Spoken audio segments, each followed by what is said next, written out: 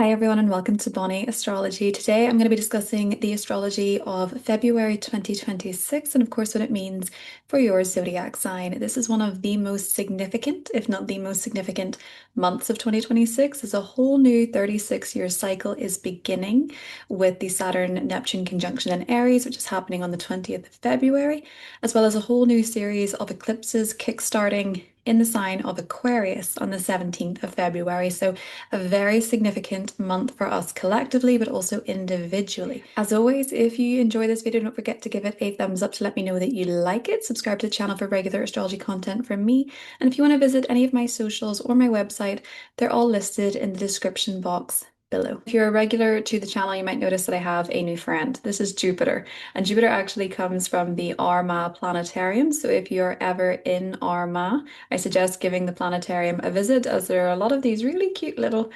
squishy squishy planets. I got Jupiter because it is my traditional ruling planet as a Pisces rising, but he is just so cute and of course the biggest in the bunch, and he has Jupiter written on his foot. So I would suggest checking them out if you're ever in because it really is a great place. So let's have a little look at the astrology of February 2026. We begin the month with a full moon in Leo, and this is happening at 13 degrees of Leo. So naturally, this is going to impact those who have natal placements at 13 degrees of Leo, of Scorpio, of Taurus, or of Aquarius, most significantly. But if you have any placements at 13 degrees of the fire signs, you might be getting quite a positive benefit from this full moon thanks to the trine that it's making to your planet or your angle. Now, the full moon in Leo is a chance to step up and shine. And this can be shining within a group, embracing your own unique talents, gifts, and passions within a group, sharing them with a group of people, sharing them with your friends. Leo is a very funny energy. I don't know if you've ever noticed that most comedians have a significant natal placement in Leo. I have noticed as an astrologer that the Mars North Node in Leo signature comes up quite a lot in the most successful comedians. But that being said, you don't have to go to a comedy show. You can just simply watch your favorite show that is funny. You can embrace humor in your own life, especially because there is such a build-up in Aquarius. And with so many planets in Aquarius at the start of the month, a lot of our focus is on human rights, it's on the collective, it's on humanity. And Aquarius is traditionally ruled by Saturn, which can be very heavy energy. And this full moon can be about embracing light relief, going to that comedy show, going to the theater, watching your favorite movie, embracing entertainment. This full moon can bring prominent people into the spotlight that little bit more. There can be significant goings on when it comes to celebrities, entertainers, but also leaders. And the full moon is highlighting leadership in general. So, leaders on the world stage. Most of the most prominent leaders at the moment in the world stage have Leo placements in their big three. So, this can absolutely bring those types of people to the fore. But it can also be how you step up as a leader in your own life, how you lead in your own story, or how you lead within a group that's more local to you, or just what you're leading with in general. Leo is a very heart-centered energy and it can really bring us in touch with our heart, leading with the heart, embracing love and heart space over ego, which is the shadow side of Leo, and allowing yourself to lead with love in your own life, within your friends, within your peers, within your social networks, whatever the case may be with Leo energy. It's also about embracing the things that you love to do, the passions that you have, the talents that you naturally have. And with the sun in Aquarius, as I said before, sharing them with a group of people, sharing them online, sharing them with your friends. Leo is the entertainer of the zodiac. So do try and find a little light relief about around this time. A lot of comedians tend to be so funny because of the hardships that they faced in life, and a lot of them use humor as a coping mechanism. So if you do find things a little heavy, a little light relief will not hurt with the full moon in Leo. So embrace laughter, embrace fun, and embrace joy where you can. The modern ruler of Aquarius is Uranus, and Uranus has been going through Taurus since 2018. And Uranus is actually going direct on February 3rd. And this is particularly important. We have embraced Uranus direct and retrograde cycles since 2018 in Taurus, but this is the final lap. This is Uranus in Taurus ending its cycle here from now until the 24th of April. And that final lap in a planet's orbit of a sign is very important because it tends to be where we wrap up, and wrapping up can be more significant than just the middle of the cycle. So Uranus rules breakthroughs. You may be experiencing a significant breakthrough in your Taurus house, and I will talk about that in the horoscopes. But for us collectively, Taurus is the environment. It is the food that we eat, the materials that we use, what we produce, what we make, tangible things. It's about money, it's about the bank, it's the financial systems. And with Uranus going direct through the final degrees of Taurus, there can be breakthroughs here, there can be innovation, there can be new and novel ideas. There can also be acceleration. We can feel like there is accelerated change in these areas, in the things that we use, the things that we make, the things that we consume, the money we spend, how we spend money. And with this Aquarius season, a lot of the shakeups and shifts financially can be due to humanitarian endeavors. Protesting through what you spend your money on is one of the most productive ways to influence through Uranus going through Taurus, but particularly during this Aquarius season, as we have so much Aquarius energy and Aquarian shakeups. So a lot of people will be speaking with their money. They'll be protesting or rebelling with their money, particularly with bigger corporations and things like that. But Uranus direct in Taurus, it can bring breakthroughs, it can bring accelerations. But because this last cycle of Uranus and Taurus is going to be in a square to the solar eclipse on the 17th of February, we can also see unpredictable, sudden shakeups. But because Uranus is going to be squaring the eclipses, we can also see that intense, sudden change, unexpected shocks and surprises with Uranus in Taurus that can occur environmentally, it can occur financially, and it can occur with natural resources as well. Unpredictable, sudden shifts and changes with the material world. But as I said before, Uranus going direct in Taurus can also bring breakthroughs and positive shakeups when it comes to your Taurus house. There can be sudden relief, there can be an epiphany moment, there can be complete clarity, and there can be genius ideas in terms of resolving a situation. So Mercury is entering the sign of Pisces on February 6th and will go retrograde in Pisces on February 26th. And this brings the usual Mercury retrograde messaging, miscommunication, plans needing to be rearranged, misunderstandings, misinterpretations, technological issues, gadget issues. The plans that you make during Mercury retrograde don't tend to come to fruition. You need to revisit old ideas, old plans, re-strategize, reconnect. And Mercury tends to bring people and situations back from the past, particularly in the Pisces part of your chart. And because Pisces is the final sign of the zodiac, this can really be people that you thought you had wrapped up storylines with, or situations that you really thought you had wrapped up storylines with. But sometimes it's not so much about people reappearing in the physical with Pisces. It can be about dreaming of folks from the past and old situations, and perhaps sometimes as well with Pisces retrogrades, realizing that you're not completely over, you haven't completely processed something from your past, and it pops up in a dream so that you can revisit it and you can process it finally and wrap up that cycle. So Mercury retrograde will be going on until March 20th.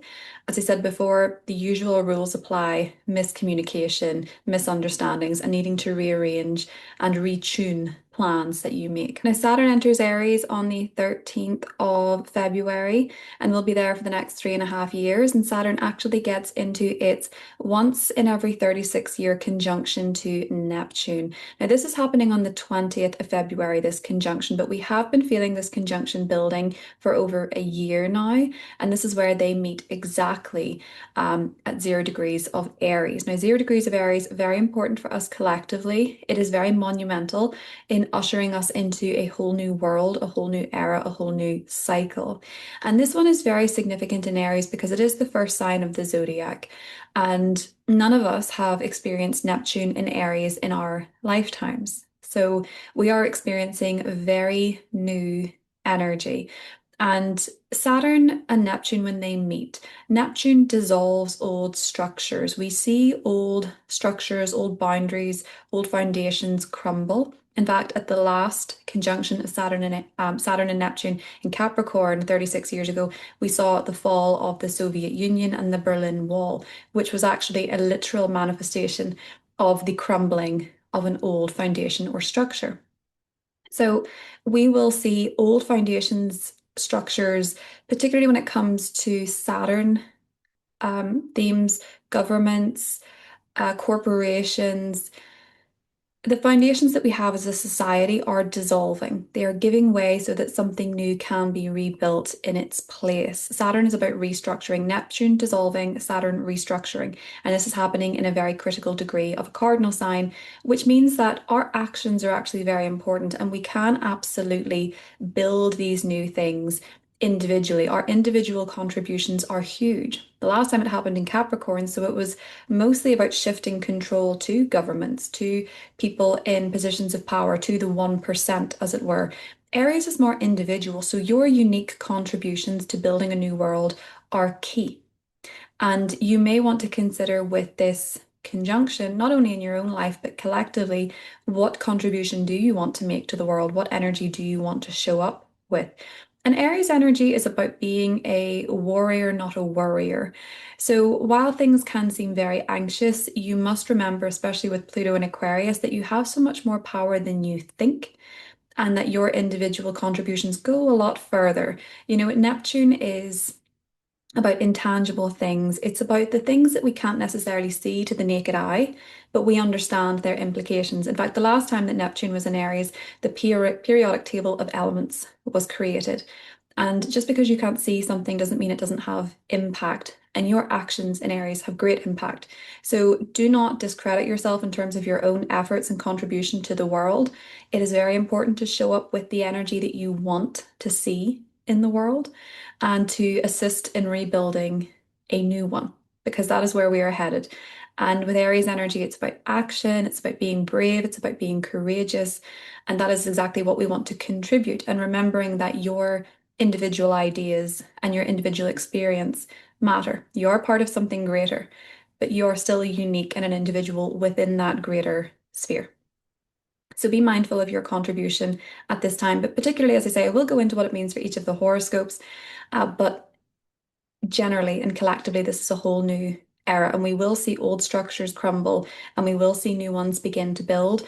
Albeit this is 36 years in the making, we will see the initial energy of that begin. We're already seeing it begin, but we will see more of it going forward.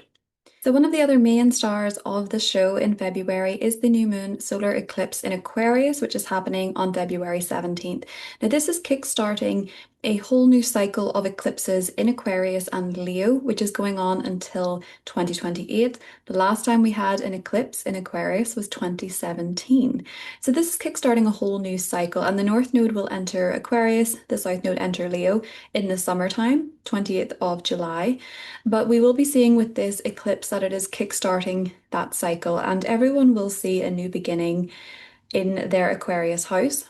But Aquarius is the sign of the collective, it's the sign of the future, it's a sign of the vision.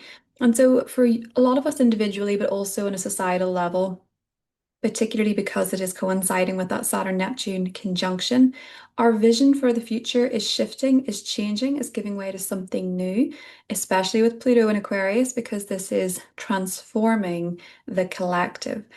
And we will find with this solar eclipse that we have visions of our own for the future. We have new goals. We have new things that we want to manifest into the 3D. We have new beginnings happening in the Aquarius part of our chart that are unique and that really celebrate being an individual, but also celebrate being part of a team. So a lot of people might join new groups, become parts of new teams, might join places that require membership, might gain membership to somewhere new where you meet people that are part of your soul path that you're meant to have experiences in this lifetime with. You can make new friends. There can be dramatic shifts in friendships, in groups, in teams around this time, whether that be in your social circle or even teams you're a part of through your job.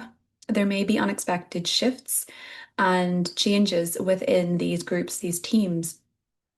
And it's about embracing a unique vision for your life that you don't necessarily need other people to understand. But some people have to go first. So bear in mind that if you have a vision for your life that is maybe a little bit different than the people around you, you would be amazed that Within 2 years' time, a lot of people will actually completely understand your vision and completely see it, even if you were the first one to do it, even if you were the first one to take that step or break out of the norm, so to speak, because the world is changing so much with that Saturn Neptune conjunction. And it is about embracing uniqueness and authenticity with Aries and Aquarius so much in the mix here. So, embracing your unique gifts, your unique talents, your unique aspirations, and also experiencing what it's like to do those things and be a pioneer and then watch the rest catch up. That's Aquarian energy also. So pay attention to your visions for the future. Pay attention to your Aquarius house this month for sure. We've had so much activity in Aquarius since January. You know, the sun, this will be the new moon in Aquarius. It's also the solar eclipse. That's how solar eclipses work.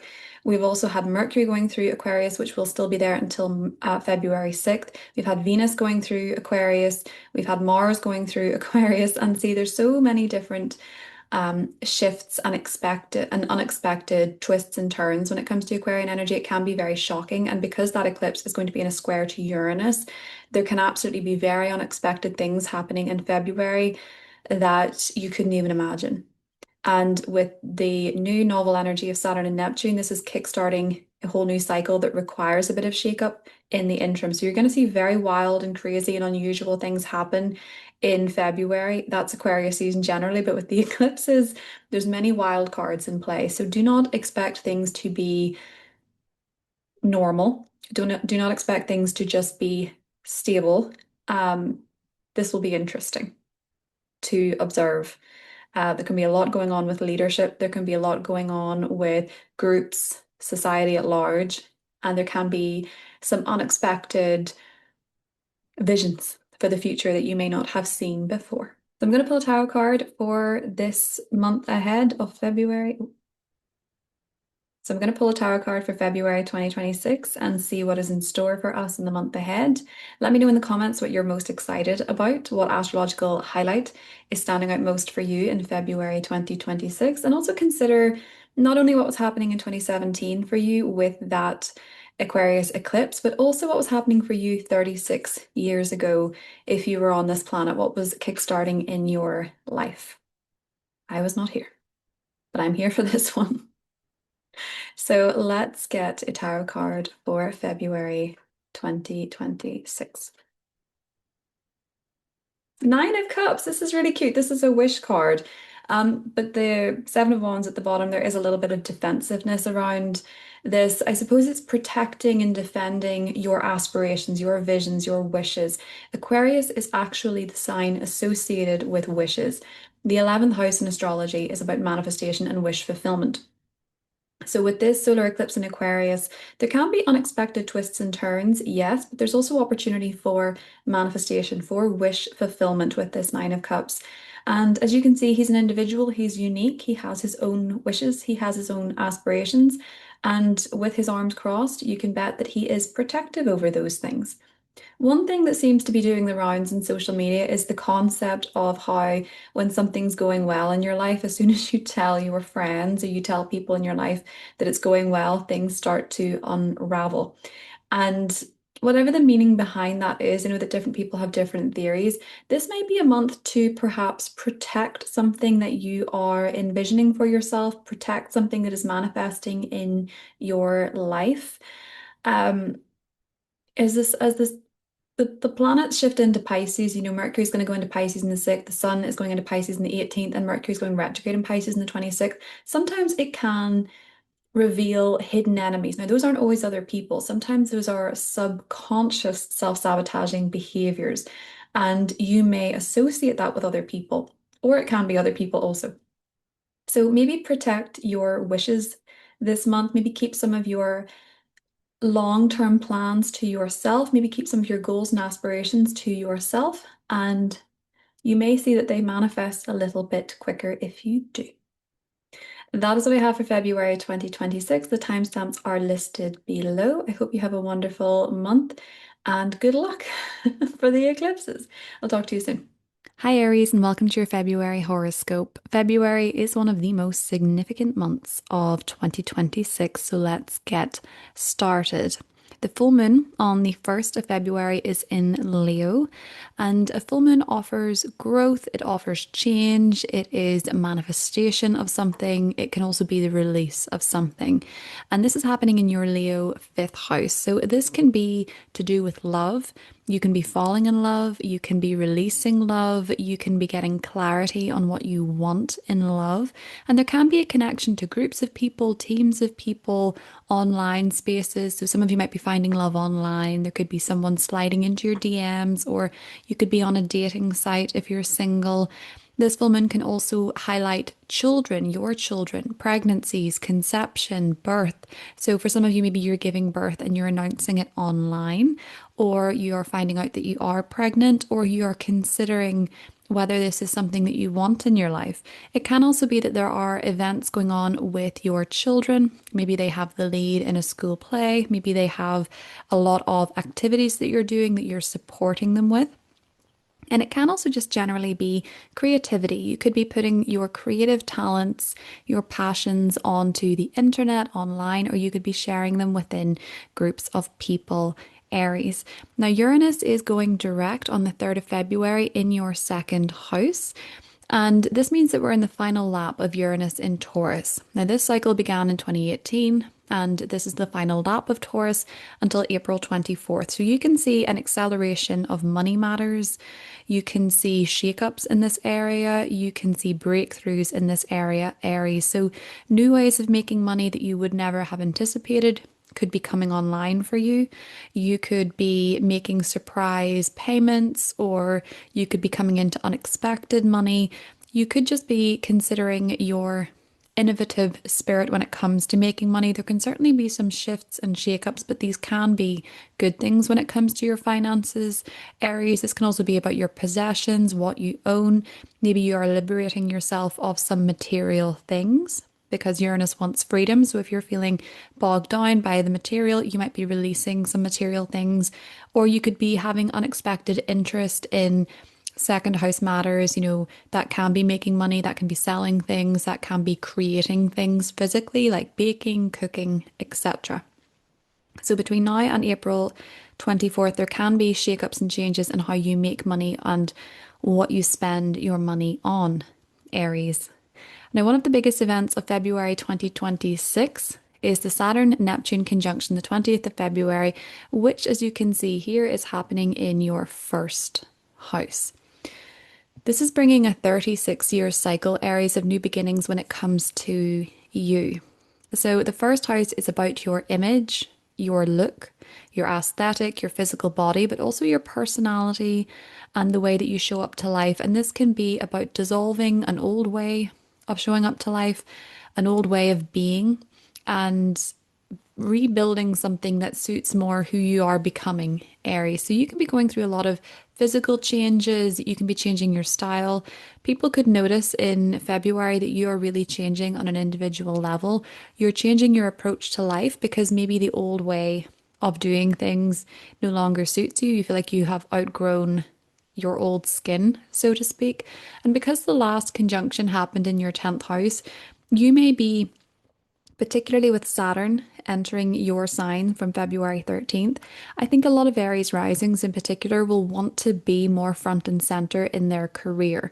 I think you will want to be known for what you do, or to take the lead more in what you do, or to work more independently. But Neptune being here and Saturn being here can absolutely change your style. You can take your physical body more seriously. Saturn rewards hard work. So some of you could be really working out in the gym, really refining what you put in your body. And with Neptune there, you could also be focusing more on your spiritual well-being. You could be meditating more. You could be integrating your spiritual side into your daily life and even your work. Aries, this is a huge one for you. And it is about dissolving the old and rebuilding something new. Now, it is a 36-year cycle, so if you don't see everything change overnight, that's because this is part of a wider cycle. But I certainly think over the next 3.5 years with Saturn in your sign Aries, you will be very focused to put in hard work, to take more accountability and more responsibility, particularly in your career. And you will really feel like you want to knuckle down and get things done and create new structures for yourself. And Saturn going through your first house is very much a coming of age kind of story. It really matures you and it really encourages you to take on more responsibilities and be more mature in your approach to life. So you will feel like you are refining a diamond with Saturn going through your sign. Now, on the 17th of February, we see a solar eclipse in Aquarius. And this is kickstarting a new series of eclipses until 2028. This one for you, Aries, brings a new beginning in your Aquarius house, which for you is the 11th house. So eclipses, new moons on steroids, supercharged, destined. You can make destined new friends. At this time, you can join new teams. Maybe you get a new membership to a club.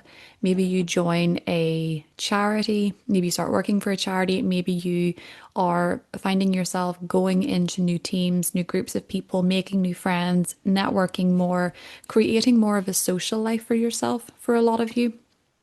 And it can also be that you're getting clarity on your aspirations, your wishes, your visions for the future. And these visions can very much be shifting, Aries. So this is a really exciting one for you. I could see you getting involved in different clubs, different communities, and getting new memberships where you meet a lot of people who can really help you go where you want to go and are meant to be on your path. A lot of the times with the solar eclipse in your 11th house, you do meet destined friendships and you do find yourself a part of new and exciting communities. Now, Mercury enters Pisces, which is your 12th house on the 6th of February and goes retrograde on the 26th of February. Aries. Now, this is a very dreamy place for you. So, for a lot of you, this can be about reconnecting to meditation, reconnecting to prayer, reconnecting to downtime, really focusing on your inner world. You really need to prioritize getting more sleep. This can be a time actually to catch up on sleep with Mercury retrograde or catch up on, as I say, downtime, rest, recuperation, meditation. Your dreams can be very strange and vivid, but they do have messages, Aries, so do pay attention. You might dream of people from the past. That could be because they're thinking of you. You might dream of someone and they actually reach out. Or it can be alerting you of your soul family, of people who are meaningful to you in some way that maybe you need to get back in touch with or you need to reconnect with. Maybe they're going through something in your life in their life that you don't know about and you dream of them and then you check in and there you have it. So for a lot of you this can be a very sleepy private space. Now this can also be with the 12th house where you are just simply needing more time to recharge with Mercury retrograde here. And you can also notice some self-sabotaging habits or behaviors which are inhibiting your growth, Aries. So do pay attention for that. Mercury retrograde can show you how you could do things a different way if the way that you're doing them now is not working. So that is what I have for you, Aries. I hope you have a wonderful month and I will talk to Taurus and welcome to your February horoscope. February is one of the most significant months of 2026, so let's get started. There's a full moon February 1st in Leo, and this full moon offers growth, change, manifestation, and also release when it comes to your Leo 4th house. So this is highlighting your home life, Taurus. This is highlighting your family. You could be wanting to spend more time at home, or there could be something coming up with your family at this time.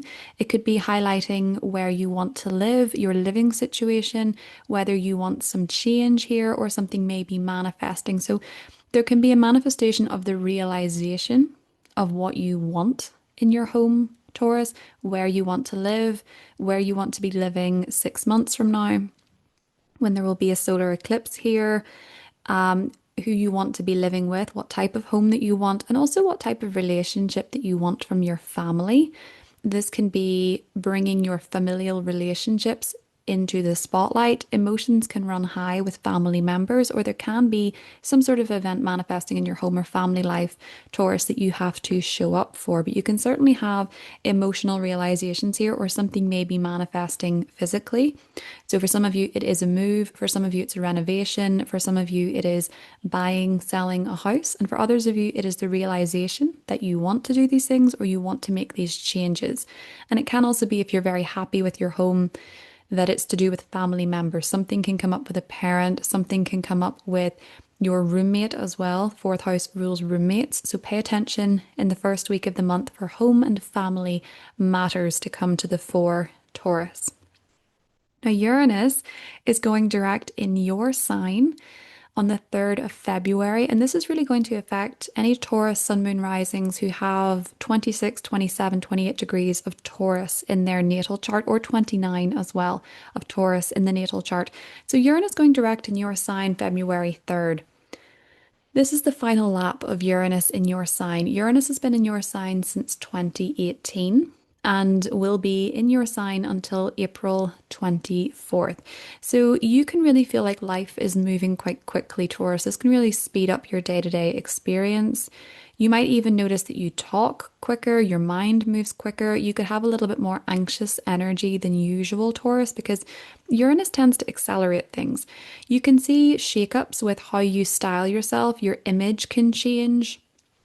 You could be working on transforming your physical body in a way that feels liberating to you. So, changing your style to suit yourself more than what you think other people want you to wear. I see Uranus going through the first house often coincides when people change their hair color quite dramatically, or they change their physical body quite dramatically, or they style their hair, their makeup, their clothes in a way that is a little bit more rebellious or sometimes even a little bit more shocking. So you might be embracing that type of style, Taurus, but it can just be for you that you're having a personal breakthrough in terms of how you show up to the world, in terms of who you are. And Uranus going through the first house can bring you new interests that are a little bit different than what you're used to. It can really shake up your view of the world. It can really shake up how you approach life. And you may be becoming more aware of the freedom that you seek in your life, what you want to change, what you want to shake up, and what you want to do differently, Taurus. Now, one of the biggest events of February 2026 is the Saturn Neptune conjunction, which is happening on the 20th of February. And this is kickstarting a new 36-year cycle. So, this Saturn Neptune conjunction is happening for you, Taurus, up here in your 12th house. So, it's a very private place for you. So, this can be something that you're really experiencing internally rather than externally. And you can see the dissolution of old structures and building of new ones when it comes to your spiritual journey. So some of you could be moving away from certain beliefs, moving away from certain ways of doing the spiritual thing, you know, how you approach the universe, how you approach healing, what your spiritual beliefs are, and you could be embracing something new that's maybe quite independent from the people around you. It's maybe quite different from your family or your upbringing, Taurus. This can also be a new chapter when it comes to how you heal. And maybe for you, that is starting therapy. Maybe it is getting into meditation. Maybe it is getting into, as I say, a different spiritual way of living. So for a lot of you, this is very private. It's your inner world. It's how you heal. It's how you rest. You could also be changing up your bedroom with this so that you're getting better sleep. You might be a little bit more interested in your dream world. You might be a little bit more interested in healing in general. So maybe for some of you, that is training as a therapist, becoming a doctor, becoming a nurse, or going to a new therapist, or becoming more spiritual as a person, Taurus. There can certainly be new ways of approaching your self-care, especially your mental health and your emotional well-being. You're building new structures in this area. Now, there is a solar eclipse in Aquarius on the 17th of February, which kickstarts a new series of eclipses until 2028. And Taurus, this one brings a new beginning in your Aquarius 10th house. So up here at the top of your chart, this is your public image. This is what you are known for. This is your professional title, your professional responsibilities. This is also your boss or authority figures in your life. And so you can experience new beginnings here. Maybe they're quite shocking. So you could, in your career, get a new boss unexpectedly. Some of you could perhaps change career paths entirely over the next 6 months, which shocks people because it's in a square to Uranus in your first house. So you're wanting to make changes. You're wanting to make changes to yourself, and what matters to you is possibly shifting quite a bit, Taurus. I do feel like it is wanting more freedom. and it is wanting more independence, and it's also wanting to do things differently. Maybe you feel in your career they're not doing things right. The structure isn't right, the system isn't right, so you want to change things. Some of you could be getting promotions. Some of you could be getting new jobs. You could be going into a completely different industry. Your boss could unexpectedly leave or be changed. And you may find that this is sort of disrupting what you know, Taurus. There can be fated changes and events happening in your career, even fated connections linked to the career space. So, encountering new bosses or authority figures who are meant to be on your path for some reason. You're going to learn something from these people. Or it can be that in your own business, you are starting something new. You're creating a new business. And this doesn't have to be February, it can be anytime over the next 6 months to 2 years, Taurus.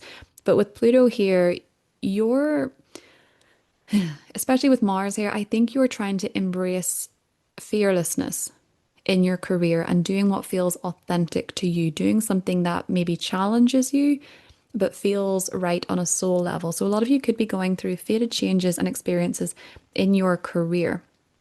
Remember that solar eclipses are destined new beginnings. Now, Mercury is entering Pisces on the 6th of February and goes retrograde in this 11th house for you, Taurus, on February 26th, and will be retrograde in Pisces until March 20th. So the usual miscommunications apply for you, Taurus, when it comes to your teams, when it comes to groups that you're a part of, and when it comes to your friends. So when there are plans made within a group, you may find that they have to be rearranged. They might not come to fruition. Friends may cancel last minute. Teams might not be communicating effectively. This is certainly not the time to push forward on group plans or group projects because you will have to revisit them. However, it is a good time to go over these things and see what is and what is not working. Within a team, within a group, you might notice that there's a little bit of a likely, there's more of a chance of misunderstandings when it comes to groups and teams, and perhaps even fallouts within groups and teams, and a little bit of drama with the groups and teams that you're a part of, the memberships that you have. You might be revisiting these memberships and thinking, do I need this subscription anymore? Do I need this membership anymore? And just reflecting generally on what you want from your friendships and what you want from the groups that you're a part of. Now, you can also hear from old friends, people from the past, old team members, reconnect with people from the past that you used to be socially acquainted with. It's not the best time to venture into new networking opportunities, but rather revisit old connections and see what they have to teach you, Taurus. That is what I have for you, and I hope you have a wonderful month. Hi, welcome to your February horoscope. February is one of the most significant months of 2026, so let's get started. So Gemini, there's a full moon in Leo, which is your third house on February 1st.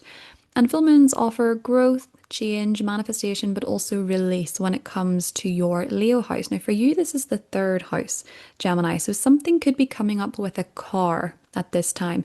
Your car could need repairs. You could be getting a new car. You could be changing your car, purchasing a new car. There could be a short journey that you're having to take around the time of this full moon. This can also be a time where important communication is coming to you, perhaps about travel matters or legal affairs. There can be important information through the mail, through email, through telephone. So make sure that you have all your gadgets and devices charged up, Gemini, because there can be important news that needs to reach you. This can also be that you are perhaps spending time with your siblings or your neighbors, getting together with your neighbors, hearing from your siblings. There can be something happening in the life of a neighbor or a sibling that involves you, and you might have to see the higher picture on this. There can be debates, there can be discussions going on with people in your local environment, with people within your community, Gemini. So expect something to come up with a car, or expect something to come up locally in your neighborhood, or something to show up in your inbox that you might have to take a leadership role with, Gemini. Now, Uranus is going direct in Taurus in your 12th house on February 3rd, and this is wrapping up the 12th house Uranus-Taurus transit for you, which began back in 2018. And the 12th house is the house of closure. So there could have been unexpected endings, unexpected closure coming in your life. You could have been liberated from something that was bothering you for a very long time, that was perhaps holding you back, that was perhaps inhibiting you.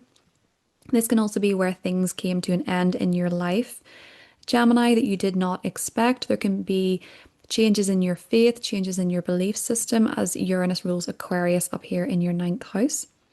This is the final lap in Taurus until April 24th, and you might see an acceleration spiritually where your spiritual beliefs are shifting and changing.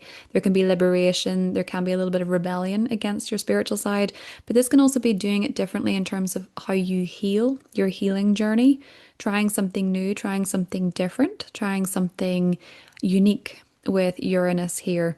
And sometimes it can also be unexpected shakeups and endings with the 12th house, but also I think for you, inner liberation from a self-sabotaging behavior or a subconscious belief that was maybe draining you. And Uranus is going to move into your sign, which we'll talk more about in April, but that's a longer cycle that will see you experiencing great inner rebellion, revolution, and change in terms of how you show up to the world, Gemini. And it will be very interesting to see how Uranus going through your sign will affect you. You have had that preview in 2025, but you may be feeling the call to do things a little bit differently in your own life, and that requires you to wrap up something from the past. Now, one of the biggest events of February 2026, Gemini, is this Saturn Neptune conjunction in Aries in your 11th house. This is beginning a 36-year cycle in the 11th house for you. Now, this can be the dissolving with Neptune of old structures when it comes to friendships, groups, and teams, and the beginning of new ones that are maybe a bit more solid, that are a bit more realistic with Saturn, and a little bit more grounded. So, for some of you, Gemini, this can be a new beginning when it comes to your friendships, when it comes to your groups and your teams. That can be that you notice certain individuals leaving the teams that you're a part of. Now, for a lot of you, it can be sport because this is Aries energy. So maybe if you're part of a football club, for example, there can be members leaving. You might realize that your values are not aligned with these clubs, teams, friendships that you have, Gemini, and you may choose to leave. This can also be that you are building new friendships with people who are possibly quite spiritual, possibly quite in tune with the divine, people who are maybe a little bit more mystical or you feel a soul connection with. But it can also caution you against building friendships with people who are escapist in nature.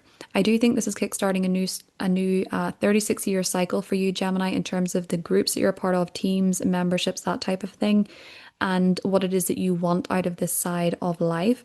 It can also restructure your vision for the future, what you want for the future, and how brave you are in pursuing that, Gemini. So your vision of the future may be shifting and changing, and so you may be wanting to let go of old ideals, old visions, and make some space for new ones, new structures that you feel you can build upon.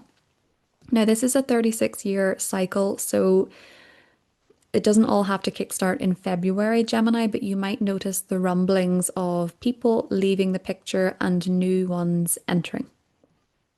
There's a solar eclipse in Aquarius, very packed Aquarius house, on the 17th of February, which is kickstarting a new series of eclipses in your ninth house and your third house, which go on until 2028. You will last have experienced this in 2017, Gemini. So this is a new beginning happening here in your ninth house.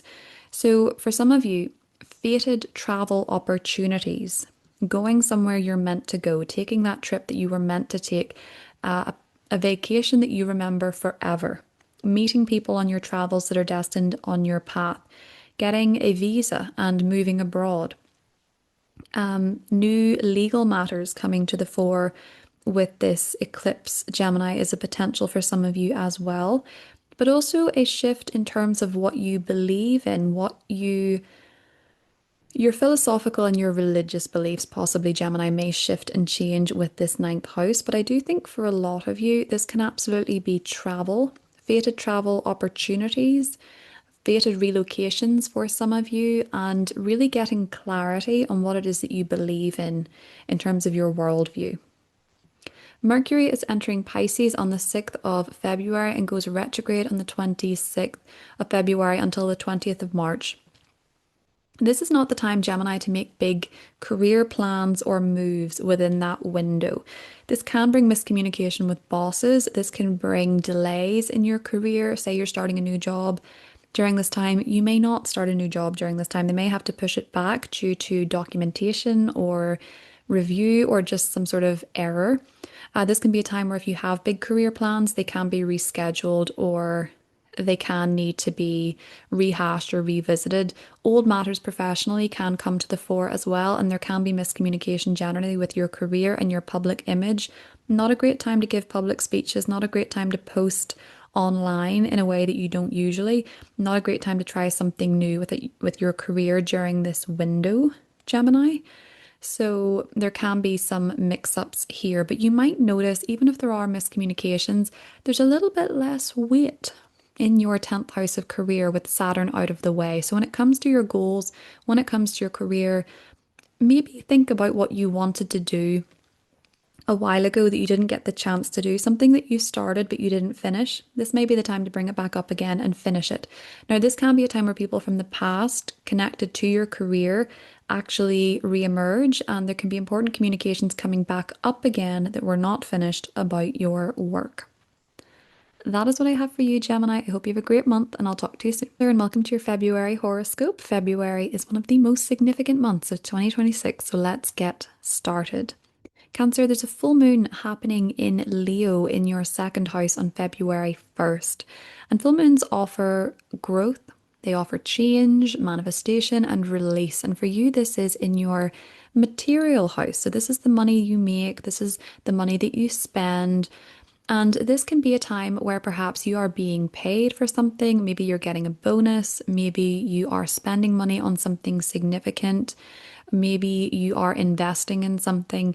This full moon can be a time where you also get some sort of clarity or realization when it comes to the money that you make, what you want from your money, what you want to be spending your money on, and your relationship with money. Now, because the sun is in the 8th house and we have so much in the 8th house, for some of you, this can be quite psychological. You could be addressing psychological blocks or beliefs when it comes to money, working through your relationship with money, and also figuring out perhaps how to address a money situation that pertains to shifts and changes with your financial connection. So, your spouse's money or government money, if that is changing, if that is being transformed, this may be encouraging you to be more financially independent or take leadership in your financial situation, Cancer. But it can absolutely be a time where you're benefiting financially with this full moon in Leo. So there can be a manifestation of money, but there can also be an awareness of what you need to release financially, whether that is, an internal block or belief financially, or maybe you have to actually release your money onto an item. You're spending your money on something that you want, something that's going to help you transform, something that's going to help you change some area of your life. Now, Uranus is going direct in Taurus, 27 degrees, on the 3rd of February in your 11th house, Cancer. This is the final lap of Uranus in your 11th house. And Uranus began this cycle back in 2018. And this is the final lap until April 24th. So you may see an acceleration of events when it comes to group matters, teams that you're a part of, especially if they're a little bit different, a little bit unusual, a little bit quirky. Maybe you're part of a team of astrologers. Maybe you are part of some sort of group that just lives a very different lifestyle. There can be changes in the teams that you're a part of, the groups, communities, the spaces that you're a part of.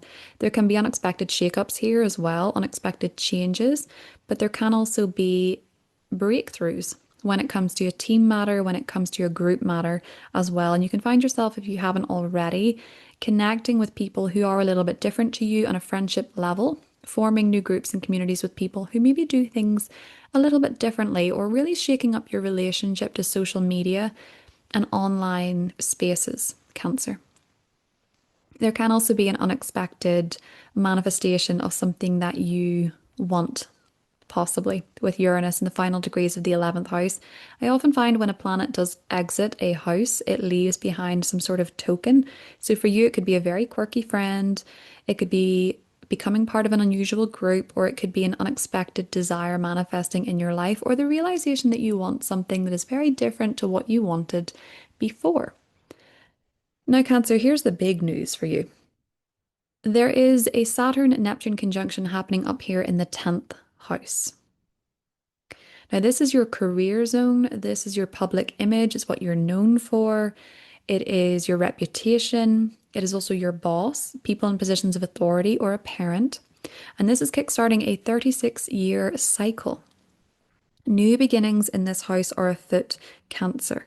Over the next 36 years, you will be very much changing what you do professionally or what you do career-wise. Now, I'm aware that that's a very long time, but you may feel the rumblings of this in February. You may want to dissolve old structures linked to your career, and you may want to rebuild new ones. So maybe you want to become self-employed with this Aries conjunction. Maybe you want to be more independent.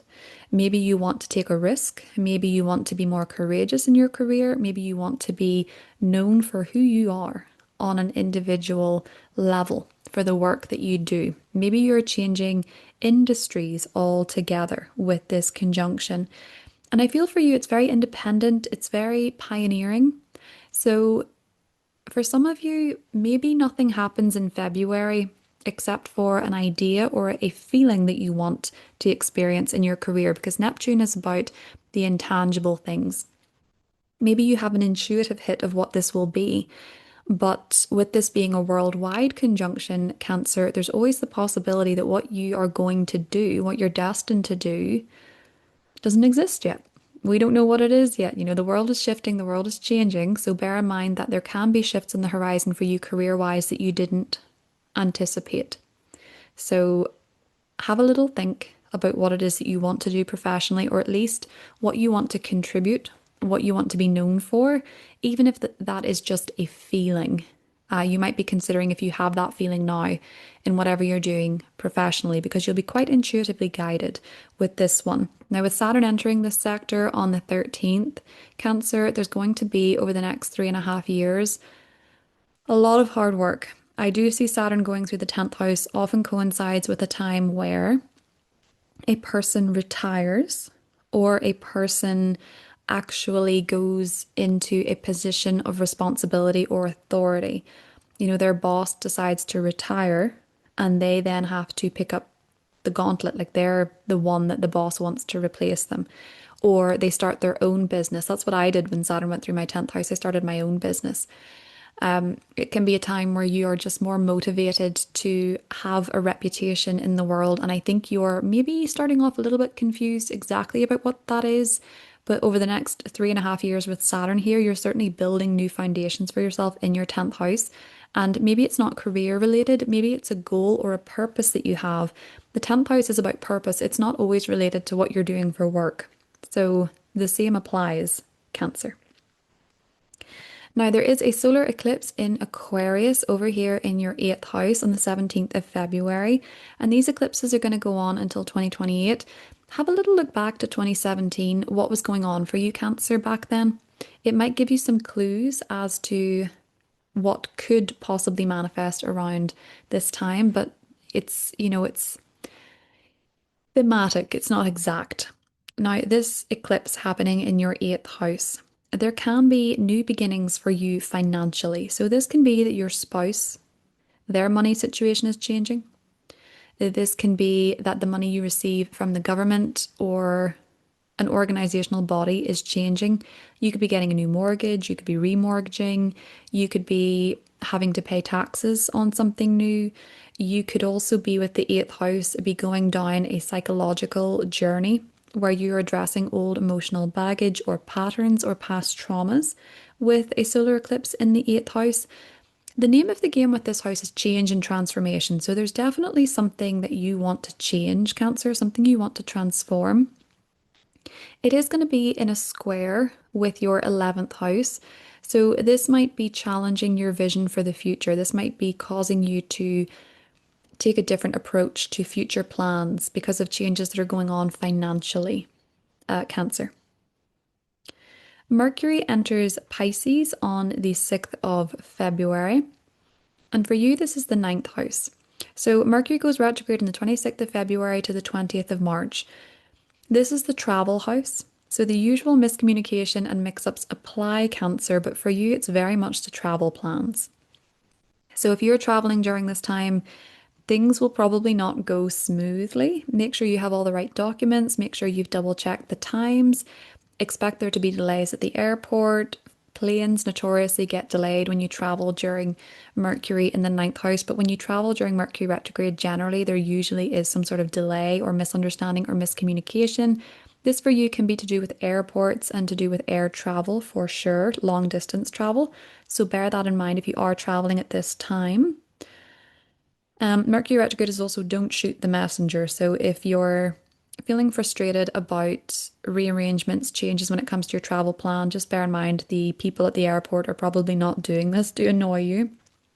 The ninth house can also be that if you're in university or you're in college, if you have exams during this time or deadlines, double check the dates, double check the requirements, read everything twice. And things may also be rearranged in your university or your college when it comes to your schooling. You can reconnect with people from university. Some of you could have a reunion with your university or your old classmates. You could run into these people in the street. You could hear from these people unexpectedly.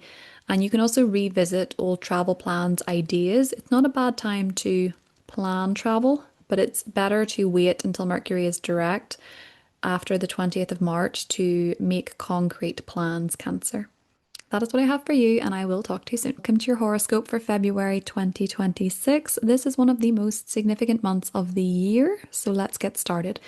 We begin the month February 1st with a full moon in your sign, Leo. So you can bet for the first week or so of February that you're very much in the spotlight. You are more noticeable.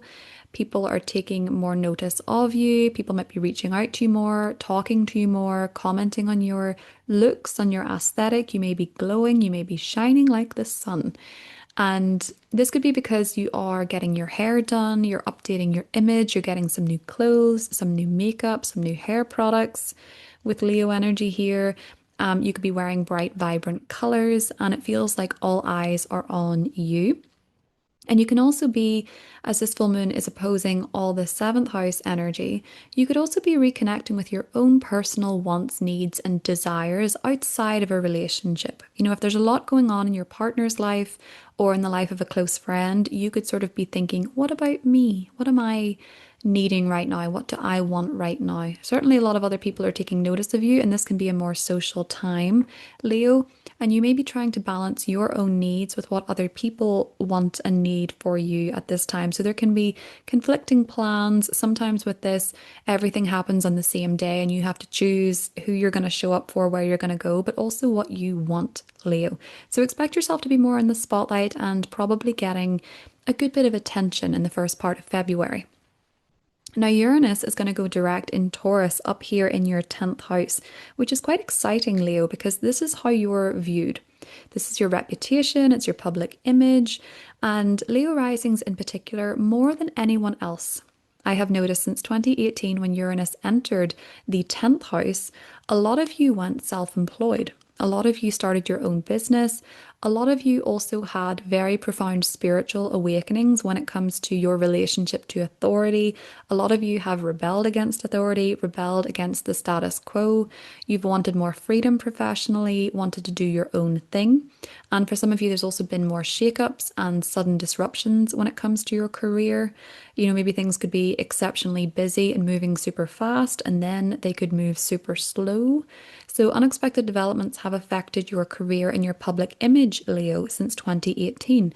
Now, this is the final lap of Uranus in Taurus until April 24th.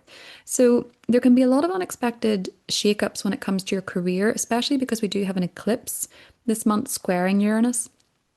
There can also be breakthroughs when it comes to your career, what you want to be known for, what you want to be known as. A lot of you are known as independent with this transit. A lot of you are known as shaking up the status quo. Your image can be a little bit different in the workspace. You know, Uranus in the 10th house natally in a person will be where someone will wear unusual clothes to the office space, even though it's not the norm, you know, that kind of energy, wanting to do things differently. And so until April 24th, you're really amping up that energy where you're independent, you think for yourself, you want to do things your own way and on your own terms. And you might actually be a bit of a trailblazer, Leo, in the changes that you make professionally or career-wise. So there could be a bit of a breakthrough for you professionally. There could be a little bit of a shake-up when it comes to your career or what you're known for. But some of you might have a breakthrough in terms of what you want from your work and your career, Leo, between now and April 24th. There can also be, if you do have a boss still, there can be unexpected shakeups when it comes to your boss or your career, the organization that you're a part of, or even a parent. There can be some unexpected changes with a parent in your life as well. Maybe they are doing something differently and your accountant father is dyeing his hair pink. You don't know.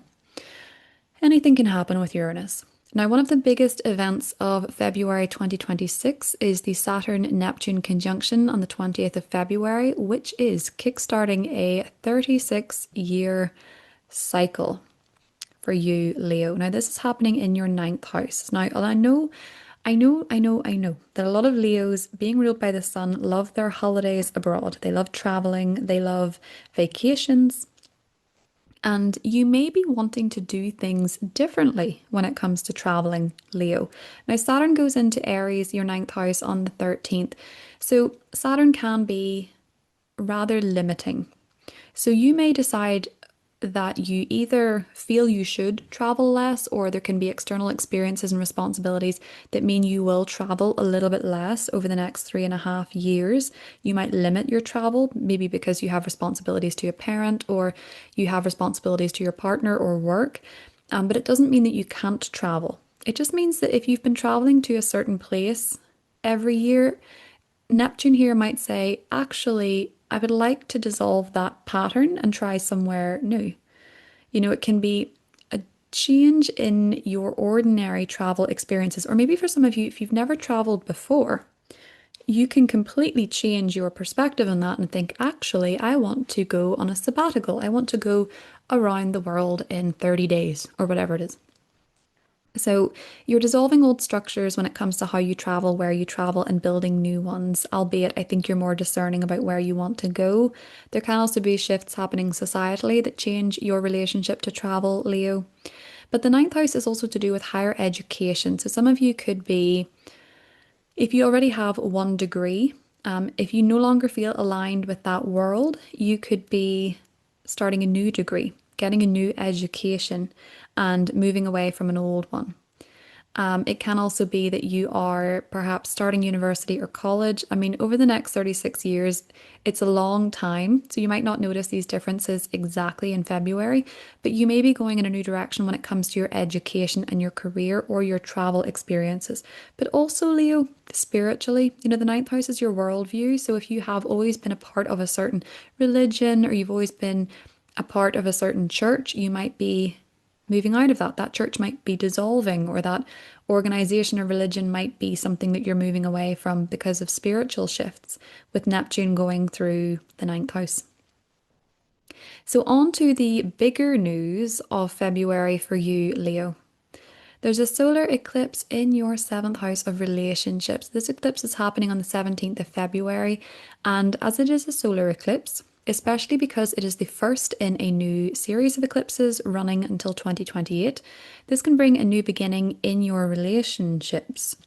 So if you're single, you might meet someone rather unexpectedly through your career, or someone who does a very unique and unusual career path, Leo. You might have a sudden new relationship enter the picture, and I don't feel like they're coming in quietly. Because of that square to Uranus, I feel like it is a shock. I feel like it may be somewhat disruptive to your career or your public image, or it may change your public image in some way. It can also be that your partnership is changing. There's a new chapter in your relationship. Maybe your partner is changing their career. Maybe you're changing your career and it's affecting your relationship dynamic in some way. It doesn't have to be negative though. It could also be that you and a partner are wanting to go into business together, starting a new business together or something of that nature. So it can be new relationships or new beginnings within an existing relationship, Leo. Some people can end relationships. There can be sudden changes in your relationships. Of course, that might be because your vision for the future is no longer aligned or is not aligned anymore. So this is simply bringing a new chapter to your partnerships. If it's a stable, happy relationship, don't worry about that. And if you're looking for a relationship over the next couple of years, Leo, you could absolutely meet a destined soulmate on your path if that is something that your heart is craving currently.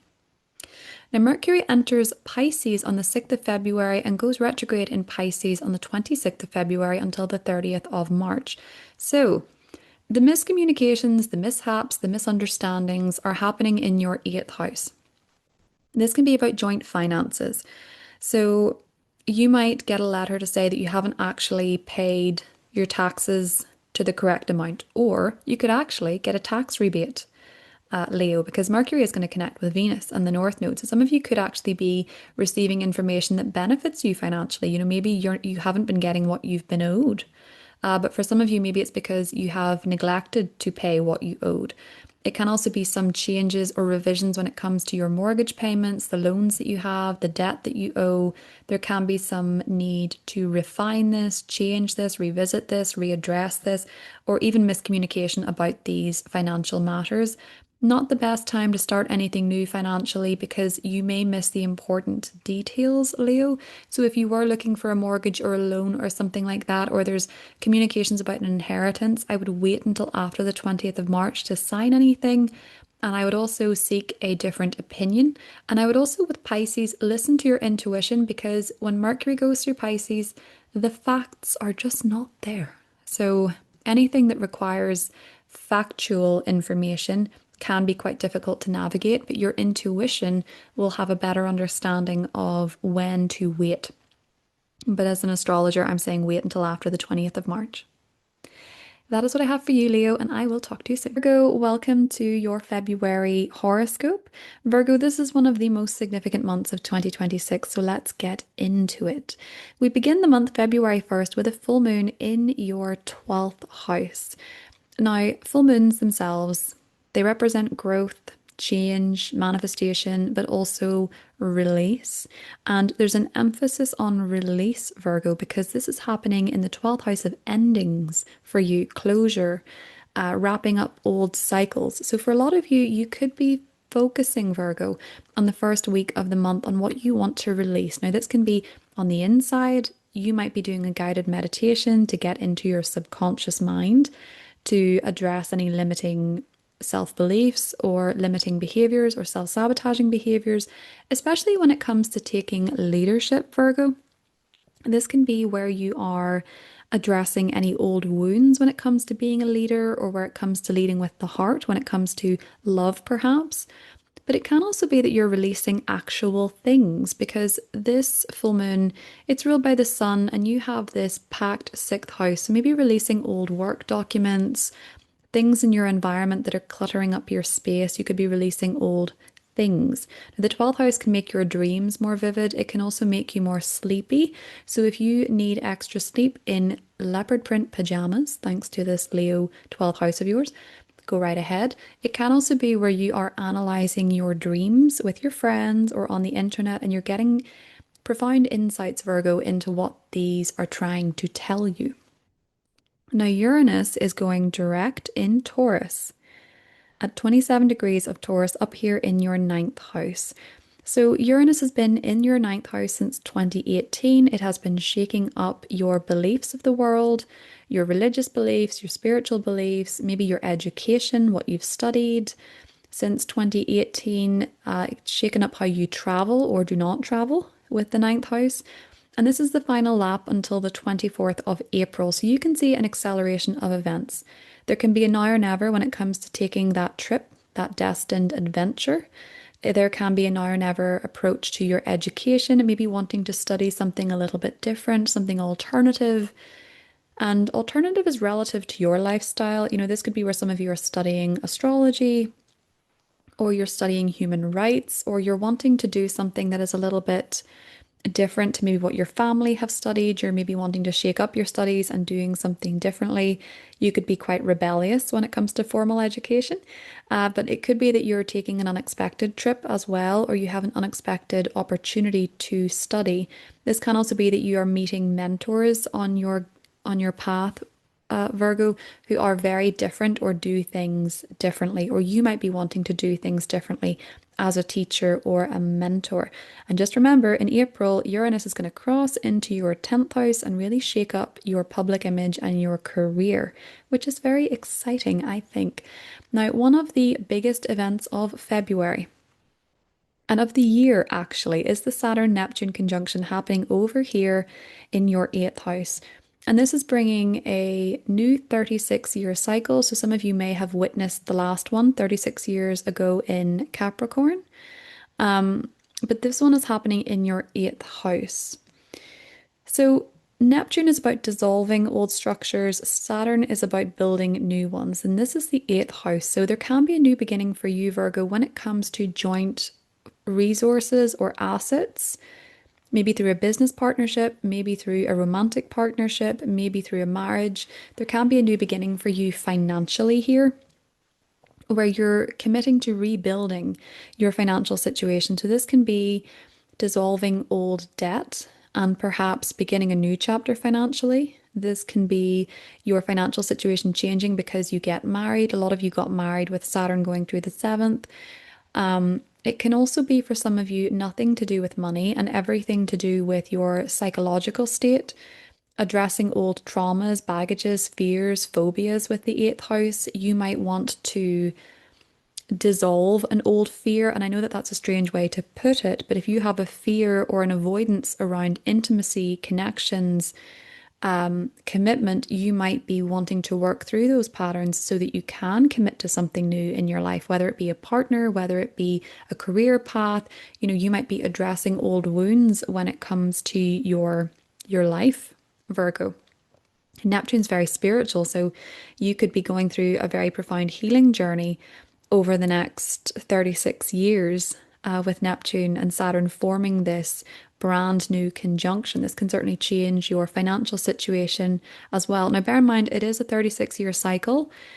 So the changes can be slow to manifest, but because Saturn enters the sector on the 13th and you're having to be more responsible and committed to your financial situation, when Saturn goes through the 8th house, this can be a time to limit debt and limit joint financial commitments sometimes. So to have boundaries in place with these, to have boundaries in place with a partner, or to commit to a mortgage or something of that nature.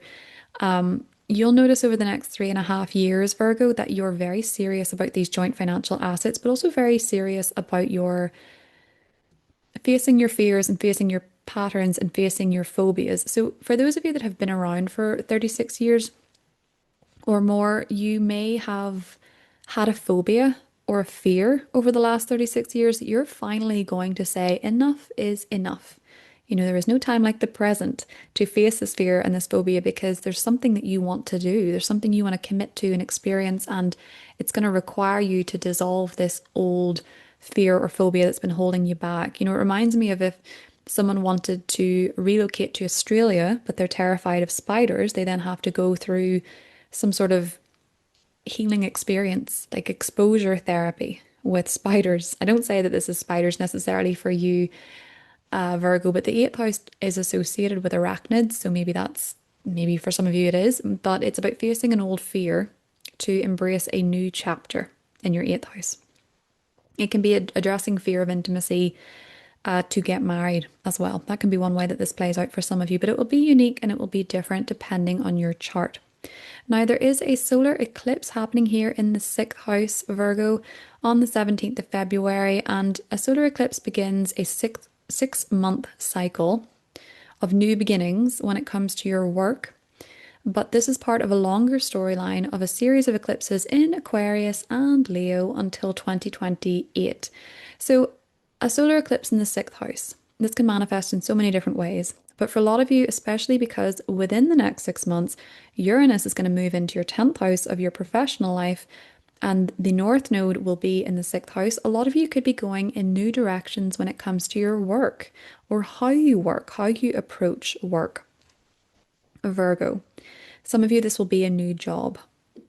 And this new job could require you to travel unexpectedly or to work with people who are afar away. It can also be that it's requiring you to make changes to your education. And this could be quite disruptive. This could be unexpected, a new role, a new responsibility, a new routine. And for some of you, it can also be new beginnings when it comes to your health.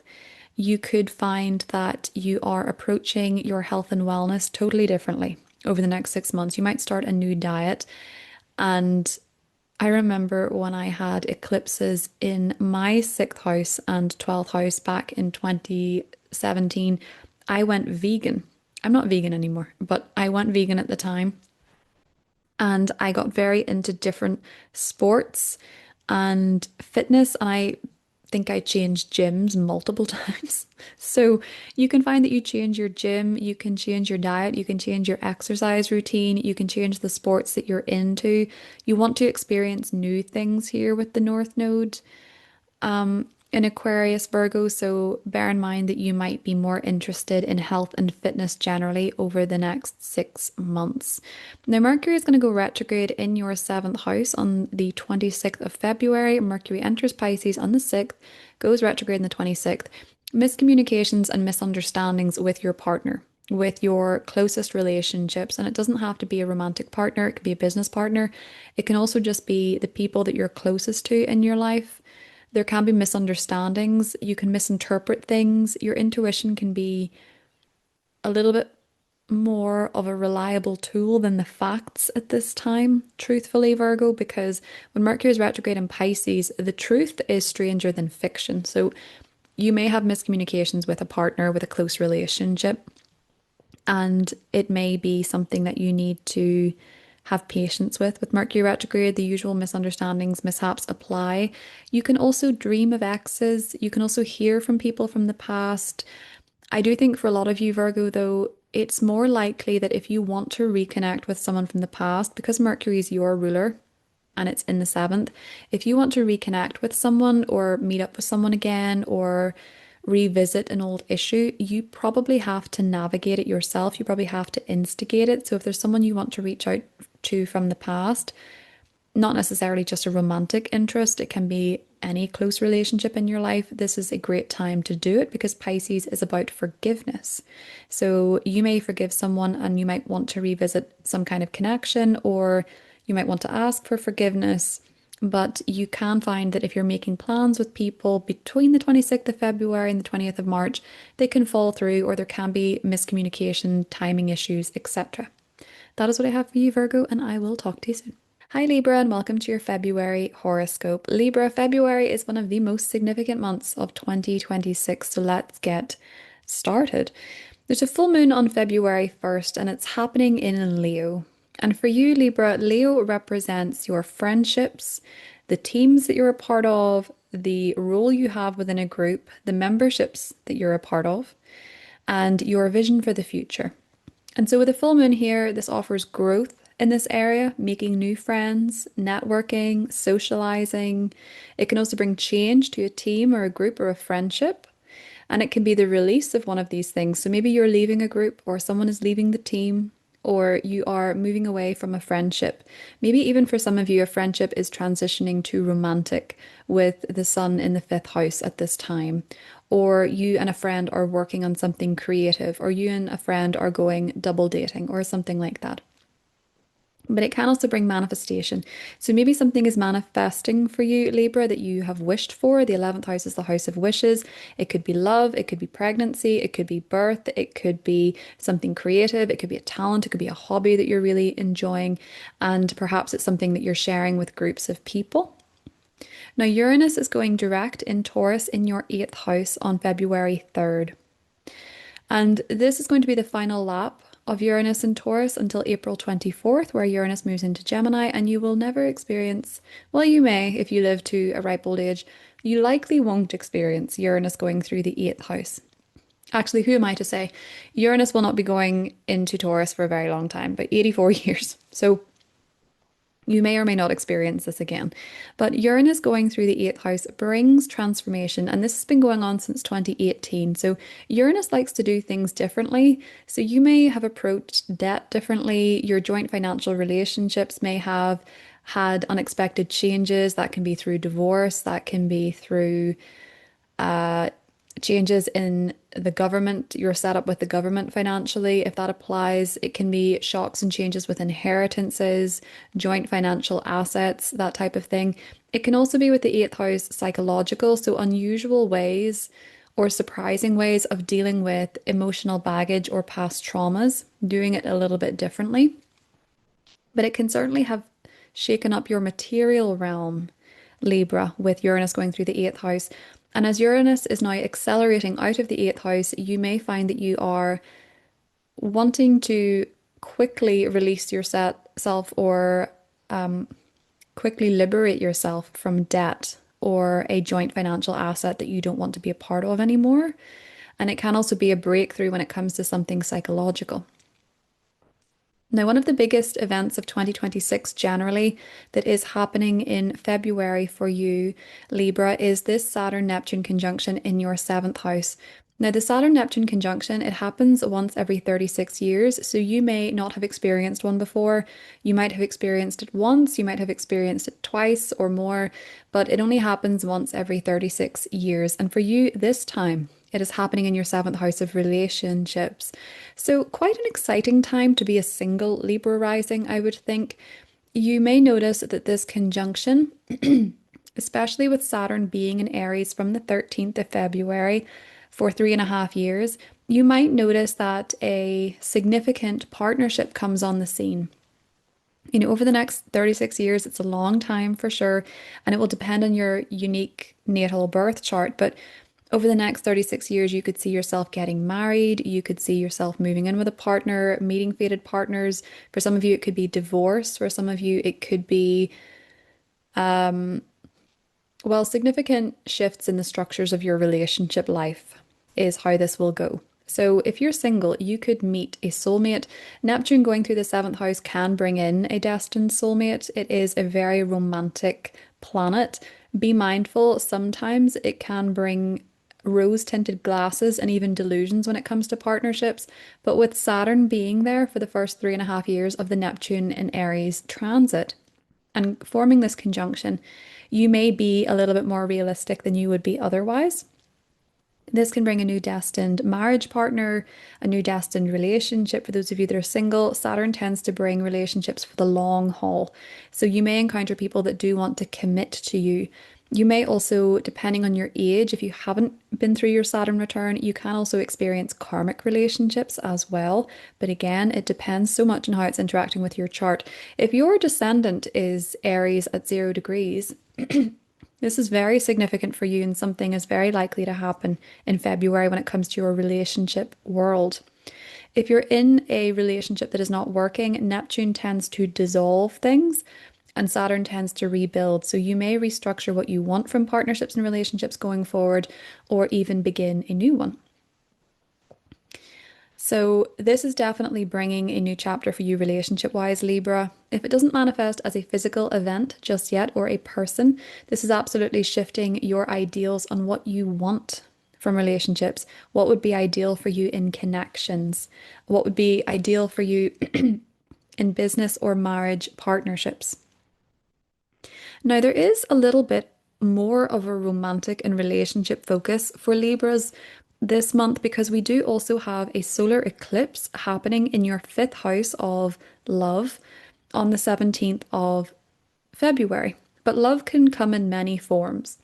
So this is a solar eclipse in your fifth house, and eclipses are very fated, so they tend to coincide with bigger life events. This can bring in a new romantic relationship, someone who really shakes up your vision of intimacy. It is in a square to Uranus in the eighth house. So a very intimate relationship can enter the picture, or someone who really changes your view of the world, someone who's very different, someone who's very unique, Libra, which you may like because you have an Aquarius fifth house, but they can certainly shift and disrupt your lifestyle. You might even find if a romance enters the picture, it really changes you on a psychological level. This person could trigger old wounding in you. That can be something that can occur as well. But some of you can fall in love with somebody new. There can be a new romantic partner entering the scene. This can also shift up shake up what you want from dating, what you want from your emotional romantic partnerships. This can also be for some of you a pregnancy or a birth with a solar eclipse in the fifth house. So for some of you, finding out you're pregnant, getting pregnant, giving birth, having a child, your partner has a child, all of these things can occur with a solar eclipse in the fifth house, especially as Pluto is there. And if you have a natal placement at 28 degrees of Aquarius in the fifth house, all the more likely for you that this is a new romance or a birth or a pregnancy or something going on with your children. There can be changes in their life. For those of you that maybe are going through a divorce or separation, there can be some disruptions or changes to sort out when it comes to the finances surrounding your children. The fifth house can also be your talents and your passions. So there can be something new, Libra, that comes into your life that you love to do, something you're very passionate about, and something that also helps you. It could be something that's quite challenging at first, but something that really helps you develop your mental skills and really feels exciting and invigorating to you. Some new hobby.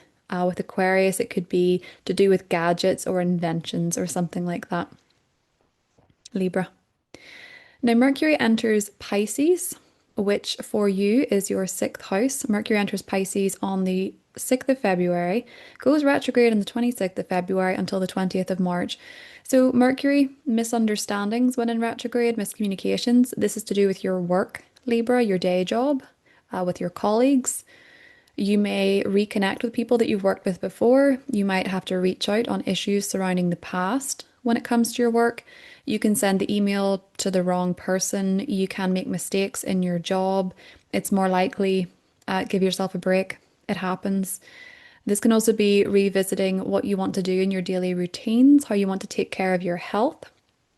If you have any sort of checkups or diagnoses at this time, they may get rescheduled or there may be misunderstandings and miscommunication. So if you have to go to an appointment, I would make sure that there is a follow-up one after the 20th of March or seeking a second opinion after the 20th of March where communication is more clear in your sixth house. So miscommunication surrounding jobs, surrounding health, surrounding medical, and just generally surrounding your routines. It might be harder with Mercury retrograde in Pisces to get out of bed in the morning and get what you need to done before you have to leave the house. So you can be late a little bit more than usual, Libra. But you might also revisit old ideas and give life to old projects within your work or within health and fitness. So maybe you were trying a certain lifestyle and things shifted and changed, but you want to give it another go. With Mercury retrograde, you're revisiting an old way of eating, exercising, or something of that nature. That's what I have for you, Libra, and I will talk to you soon. Scorpio, and welcome to your February horoscope. Scorpio, February is one of the most significant months of 2026, so let's get started. There's a full moon, February 1st, in your 10th house. This is your public image. This is your career. This is what you're known for. It's your reputation.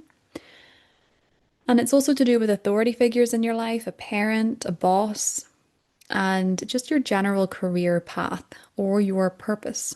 So the full moon offers growth, change, manifestation, and release when it comes to these themes. So maybe for you, Scorpio, you are getting promoted. You may be stepping into a leadership position with this full moon happening in Leo in your 10th house. A lot of Scorpio risings, natural born leaders, naturally meant to be in positions of authority. They tend to rise to positions of authority, especially when they have a Leo midheaven. And this full moon could elevate you in some way. It could elevate your social status. And it can be because maybe a boss or an authority figure is stepping down or leaving, or there is some sort of change in management, in the organizational structure of your career, Scorpio. And this may unnerve you slightly if you're looking for better home life balance to your career, because you have a lot going on at home at the moment. You have a lot going on with family. It's a busier area than usual. And you might be trying to find more balance there. And this full moon is really amplifying your career. But it can also be that amidst all the change in your home, your family, property, those type of matters, this can be that it's saying, okay, but what do you want to achieve for you? What's your goal? What do you want to do professionally? What you want to be known for with this full moon in the 10th house? So there can be professional shifts and changes. You are more visible Scorpio, so use that to your advantage if you want to be seen for a promotion or you want to get a new job or career path. You're much more visible at this time, and that can really go in your favor. So pay attention to that. And as I say, there can be shifts and changes with bosses, with authority figures, and parents as well with this full moon in the 10th house. Uranus is going direct on the 3rd of February at 27 degrees of Taurus in your 7th house of relationships.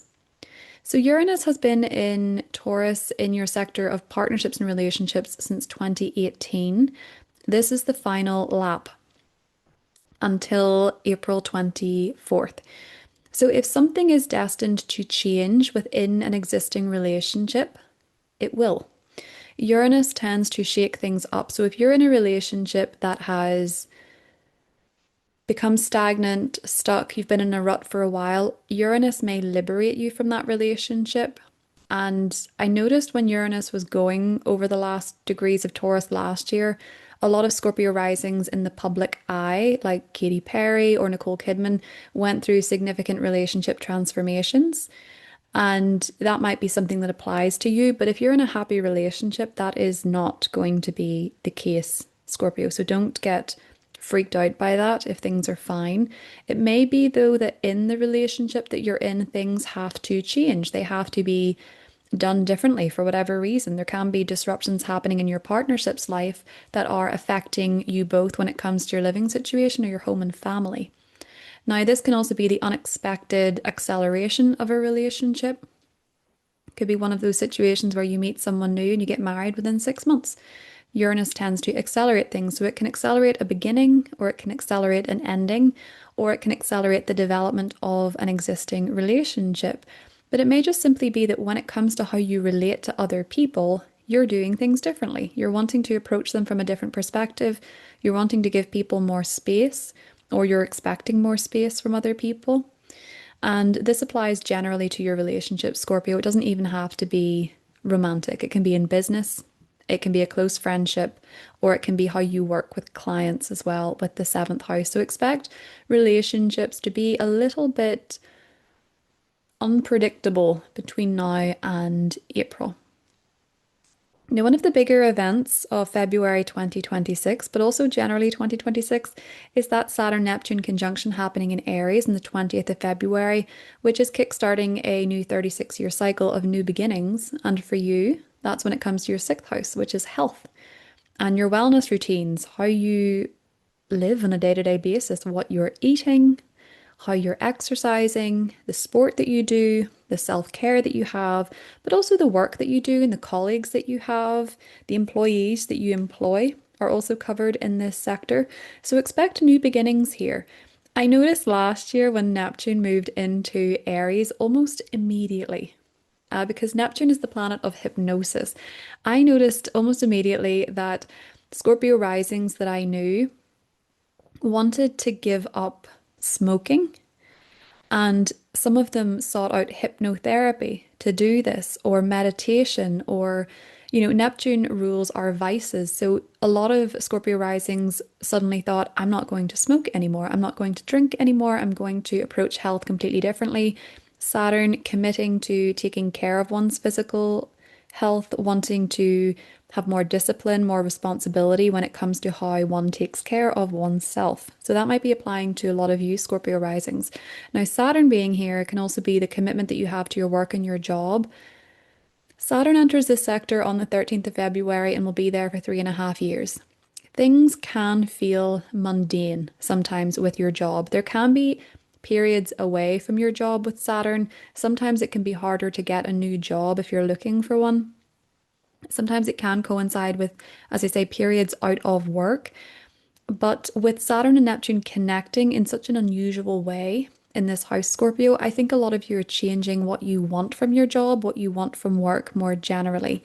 Remember, Saturn rewards hard work, but also is a very strict disciplinarian to those who avoid it.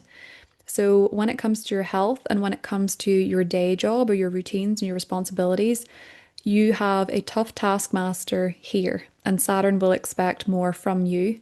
And if you do try the avoidant thing, or you do try to be an escapist with the Neptune energy, Saturn may get very strict with you. So just bear that in mind. It's not to say that you will be doing this or not. I'm just giving you the archetypal energy of Saturn. I think a lot of you are going to have increased responsibility when it comes to your work, but also when it comes to your routine. You can have some karmic experiences in the workplace or with colleagues or also with employees, Scorpio, if you have them. There's a solar eclipse in Aquarius in your fourth house on the 17th of February, and this is kickstarting a series of eclipses until 2028 on the Aquarius Leo axis. And as a fixed sign Scorpio, you can bet that this is more important to you than many of the other signs. This eclipse, this solar eclipse, is happening in your fourth house. And it's in a square to Uranus in your seventh house. So there can be significant changes when it comes to a living situation, maybe because of changes in a partnership or changes in a relationship or changes legally. There can be shifts when it comes to who lives in your home, the home that you live in, or your family in general. I think for a lot of you, Scorpio, you could be maybe moving in with a partner, moving because of a partner. There could be changes in who lives in your home. You could be purchasing property. You could be renovating property, restructuring property. I mean, you have Pluto here, which brings absolute change. So if you haven't changed your home in a long time, you might decide this is time to move or time to renovate or time to restructure in a rather significant way, especially with Mars here. You know, your modern and traditional ruling planets are both in the fourth house at the time of this eclipse. So you're very focused on your family, you're very focused on your home, and you're very focused on your living situation. And maybe there's issues with a partnership where you feel like they're disrupting these changes or they feel disrupted by these changes, but a lot of you could be going through significant shifts when it comes to home and family. That can also be because other people are marrying into your family, and you might view these people as a little strange, perhaps for some of you. But yes, there can definitely be a home living situation that requires legal changes, or it's to do with partnership changes as well. But over the next 6 months, a lot of Scorpio risings could be buying property, selling property, renovating, or experiencing destined changes in their family. Now, Mercury enters Pisces, which is your fifth house, in the 6th of February, and will go retrograde in Pisces on the 26th of February until the 20th of March. Miscommunication and misunderstandings with your children, Pisces, Scorpio, in your Pisces house. So for you, Scorpio risings, the misunderstanding, miscommunications can happen with your children. And it can also happen with your love interests. If you're dating, I would advise not, if you're single, I would advise not dating somebody new between the 26th of February and the 20th of March. I mean, you could do it for the plot if you want something unusual and interesting, but Mercury retrograde in your fifth house can be difficulties with communication. People might not be who they say they are. People might ghost. But if someone from the past that was a love interest does reappear, there's no harm in giving that a second visit. Well, there might be depending on your situation, but for the most part, Scorpio, not necessarily. Mercury going through the fifth in retrograde can actually be a time to reconnect with a love interest in a positive way, especially because Mercury is going to conjunct Venus in the North Node.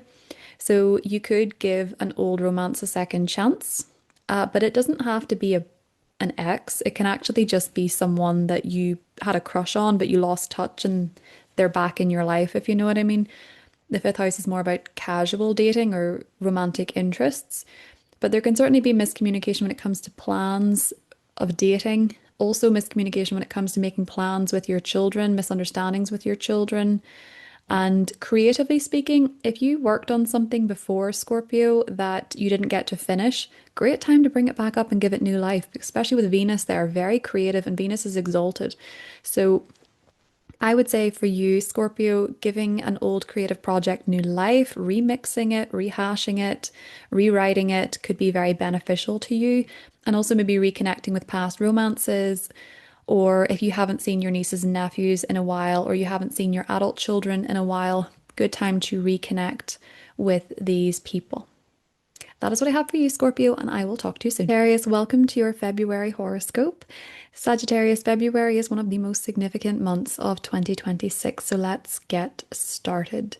There's a full moon happening on the 1st of February, and this will be in effect in the first week of February. It's happening in your 9th house of Leo. Now, full moons, they offer growth. They offer change, they offer manifestation, but also release. So for you, with this happening in the 9th house, maybe for some of you, you are realizing a travel plan. So you could be traveling long distance. You could be creating plans to go on a trip. You could be getting clarity on where you want to go, what your next adventure is. If you're not taking an adventure around the time of this full moon, you could be having an important realization about where you want to go, what you want to explore, or what you want to learn. For some of you, this can be a peak moment in your education experience. So think graduations, exam time, exam results, hearing back from universities or colleges or courses that you've applied to. You could be getting some sort of certificate or legal documentation around this time as well, Sagittarius, if that is something you have been seeking. There can be something coming up with a passport or a visa. You could be getting these renewed as well with a full moon in the 9th house. But it can also be that you're getting clarity maybe on what your perspective is, what your vision is, what you believe in, and you're very much trying to see things from the bigger picture. Because there's a lot happening in your local environment, Sagittarius. There's a lot happening maybe with siblings, with cars, with short journeys, short trips, getting out and about among your community, visiting coffee shops, restaurants, bars, all these different types of events highlighted here. And this full moon is highlighting your sense of adventure. So maybe you're planning the next big trip, or you're getting clarity on where you want to go, what you want to explore. And maybe you're feeling as well, Sagittarius, a bit more optimistic with this full moon than a lot of people. Now, Uranus is going direct in Taurus, down here, 27 degrees in your 6th house. Now, Uranus has been in Taurus since 2018. And where Uranus goes, it brings shakeups, it brings breakthroughs, it brings a need to do things differently, to try new things. For you, Sagittarius, this since 2018 has been about shaking up your routines. Your schedule could have changed quite a bit. The way that you work with your job, the job that you have, could have changed quite a lot. You could have been afforded more freedom. You could have been doing something a little bit different to what you anticipated. There could have been periods in and out of work. There could have been sudden changes within your workplace. And for some of you, this can also be sudden changes within your health and how you take care of yourself. Your diet, with Uranus going through the 6th house, may have changed dramatically. Since 2018, you could have been going down the route of vegetarian or vegan with Uranus. Because Uranus is an animal lover and the 6th house is to do with animals. So maybe that is something that you have embraced, or you have been more focused on eating organically, or there could have been something differently about the way that you eat. And it feels with Uranus like maybe there's a little bit of rebellion in there. But this has all been going on since 2018, Sagittarius. So maybe you have drastically changed your routines. They've been shaken up, they've been transformed. And until April 24th, you're in the final lap of that. So it's sort of now or never when it comes to changing how you eat, how you exercise, how you work. And you may be craving more freedom, or you may be feeling the call to do things a little bit differently here. And there can be shakeups and changes yet again when it comes to your job or when it comes to your routines, Sagittarius. So expect the unexpected when it comes to this area of life. It is wrapping up a longer storyline, and it will enter your 7th house in April, which is going to affect your relationships more so. So we will talk about that when it comes to it. You did get a preview in 2025, but we will talk about that in April. Now, one of the biggest events, Sagittarius, of February 2026, but also just the year generally, is that Saturn Neptune conjunction on the 20th of February. This happens once every 36 years in a different sign. The last time, if you were alive for it, was happening in your 2nd house of finances, of your money, how you make money. And that could have been dissolving old ways of making money and embracing new ones. Your ideals surrounding the money that you make and what you spend it on may have shifted and changed quite a bit in the last 36 years. It is very much a collective cultural influence, but it does manifest individually.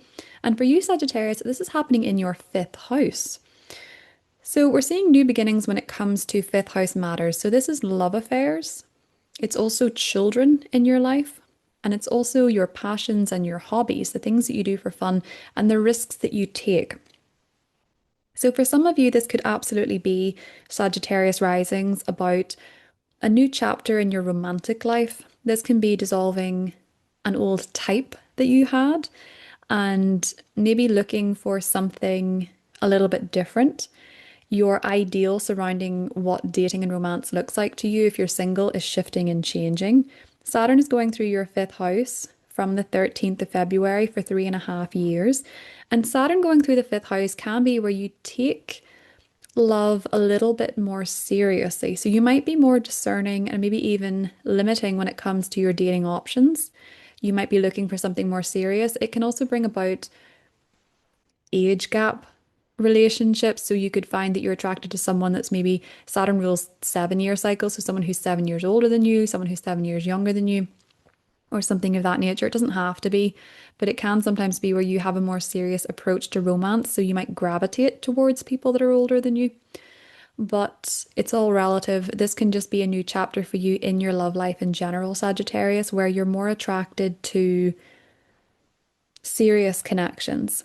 For some of you as well, when Saturn goes through the fifth house, this can be about becoming a parent or having more responsibility to children in your life. So you may have to take care of children in your life more if you don't have your own. You might start working in a profession where you're responsible for children, or you might find that you become a parent and you're experiencing the responsibilities of parenthood. It can also be that if you have children, whatever age they are, even if they're in their 50s, your adult children or your children can be going through significant changes in their life. And this can be an invitation to have a different relationship with your children, with Saturn and Neptune here. So very significant changes happening when it comes to love, when it comes to children, and when it comes to your creative hobbies. And the passions that you have, Sagittarius, they may shift and they may change. And with Saturn going through this sector, you could be very committed to doing something creative and you could be working on the next big masterpiece with Saturn going through the fifth house and the Saturn Neptune conjunction happening in such a creative zone for you. But certainly, yes, could be coinciding with some of you becoming parents for the first time, or some significant shifts and changes happening in the life of your children, or just a complete change in what you want romantically with the fifth house as well. There is a solar eclipse in Aquarius on the 17th of February. And this is kickstarting a series of eclipses in your third and ninth house for the next couple of years, Sagittarius. So friendly houses to you. The solar eclipse in Aquarius. It could be a time where there is a very significant new beginning happening in your third house. So for some of you, new car, new commute. It can be a new gadget like a telephone, a new phone, a new mobile phone, a new laptop. I remember when I had an eclipse in my third house, I had to admit defeat that my last MacBook was done in. I mean, I couldn't see my screen, but I'm a fixed sign, so I was resistant to change it, but I actually did change it.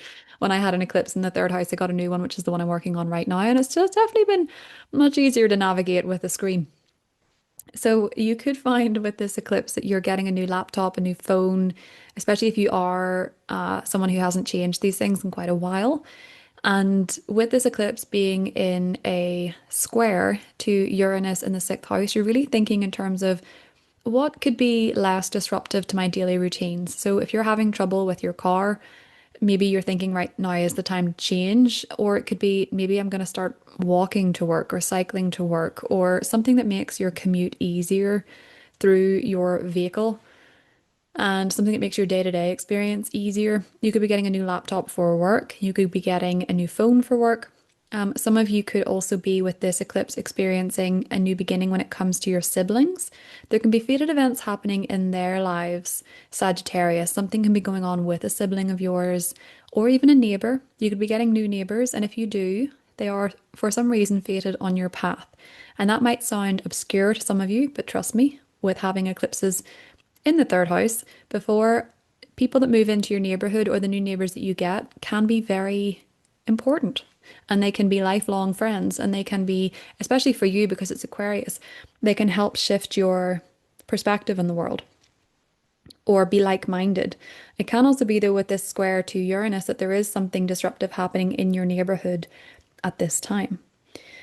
And finally, Sagittarius, Mercury is entering Pisces, your fourth house in the sixth, and goes retrograde on the 26th of February until the 20th of March.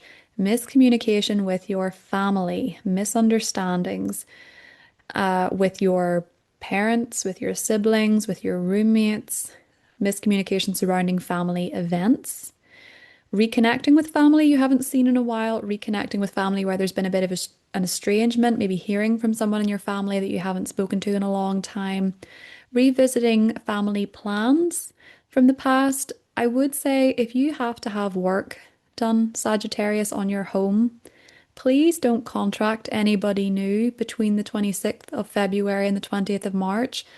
They might not be who they say they are, and the job may never get done. So be mindful of that.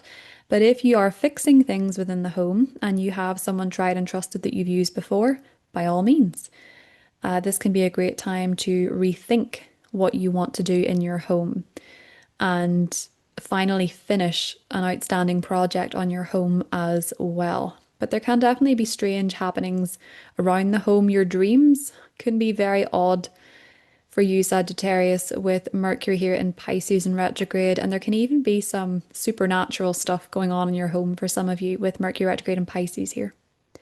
So that is what I have for you, Sagittarius, and I will talk to you soon. Hi, Capricorn. Welcome to your February horoscope. Capricorn, February is one of the most significant months of 2026.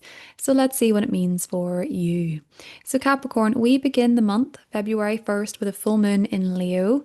This is active for about the first week of February. And full moons, they bring growth, they bring change, they bring manifestation, they bring release. And for you, that's happening in your eighth house. So we have a lot going on for you financially in February, Capricorn. You may be more motivated financially. Money might be on your mind. The material world may be very much on your mind. And this full moon can highlight your joint financial relationships. So your partner's money, your spouse's money, money that you receive from the government, mortgage agreements, loans, debt. These things are highlighted around the full moon. And for those of you that are clearing debt, others of you may be perhaps coming into money. It can manifest in many different ways, Capricorn, for each of you, depending on your chart and how it interacts. But for some of you, it can be changes in a partner's money. For others of you, it can be the releasing of a debt or a financial burden. For some of you, you can be coming into an inheritance. Some of you could be getting a bonus, and some of you could be paying your taxes. There can be some sort of big manifestation moment when it comes to eighth house matters. Maybe for some of you, it's a mortgage. For a lot of you, it could be about a mortgage, or it could be about your mortgage. News about that changes with it in February.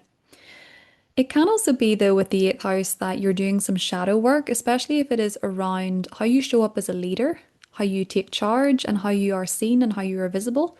Capricorn, if you have any wounding around that, this full moon might be the time that you're clearing it. Now, Uranus is going direct in your fifth house on February 3rd, and it's the final lap of Uranus in Taurus until April 24th. So, Uranus going through Taurus since 2018.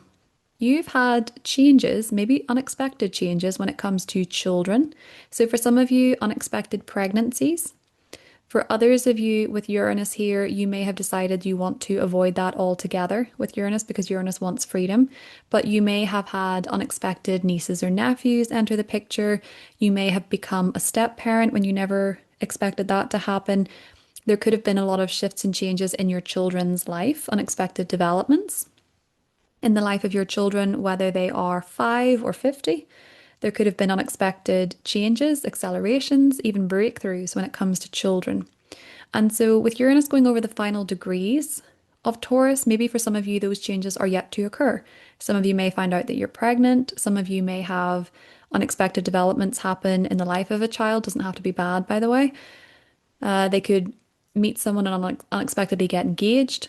And also for you, romantically, Capricorn, this can be an acceleration of a romantic relationship, the sudden ending of a romantic relationship, the sudden beginning of a romantic relationship, or just drastically changing what you want from love, what type of person you're into, what your type is. Uranus can definitely do things a bit differently here. And it can also bring a lot of creative inspiration and working on something creative, working on hobbies that are a bit different, passions that you get to work on independently that are very exciting, that are very unusual. With Taurus, that can be material things. So creating something physically like cross stitching or clothes making or something like that. It doesn't have to be that specifically Capricorn, but your interests can change and develop quite a bit between now and April.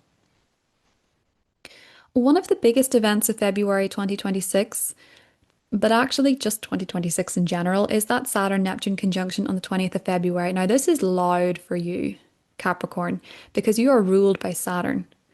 And this is also happening in an angular house. It's happening in the fourth house in a fellow cardinal sign. And the last Saturn Neptune conjunction 36 years ago, which you may or may not have been alive for, you may have experienced one, you may have experienced two, that one happened in your sign. So 36 years ago, if you were about, you were changing, you were developing, you were experiencing a whole new version of yourself coming to the fore. And this time around, it's to do with your home and it's to do with your family. So, for some of you, since Saturn enters your fourth house on the 13th of February, you may have more family responsibilities, family commitments. You may move.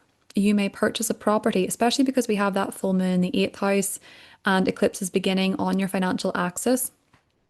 You might be purchasing, selling a property, renovating a property. There might be changes in your family relationships. What you consider ideal from a home, family, property perspective, Capricorn, may change.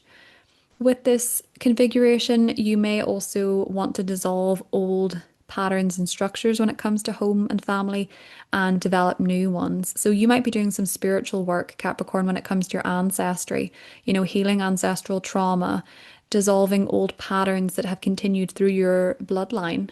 And you want to build new ones and you want to start new traditions. You want to start new patterns within your home and within your family line. So this conjunction is quite exciting, really, because it is going to reset your foundations in life.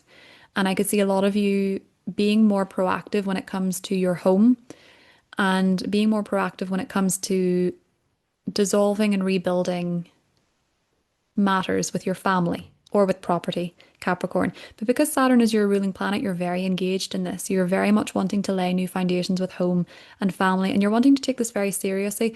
Don't be rose tinted when it comes to a property matter. You can be, with Neptune here, swindled if you allow yourself to be too it'll be fine. If you have that attitude, that can sometimes run into purchasing properties that maybe have mold or maybe have leak issues or something like that. So just keep that discerning Saturnian energy if you are looking for a home.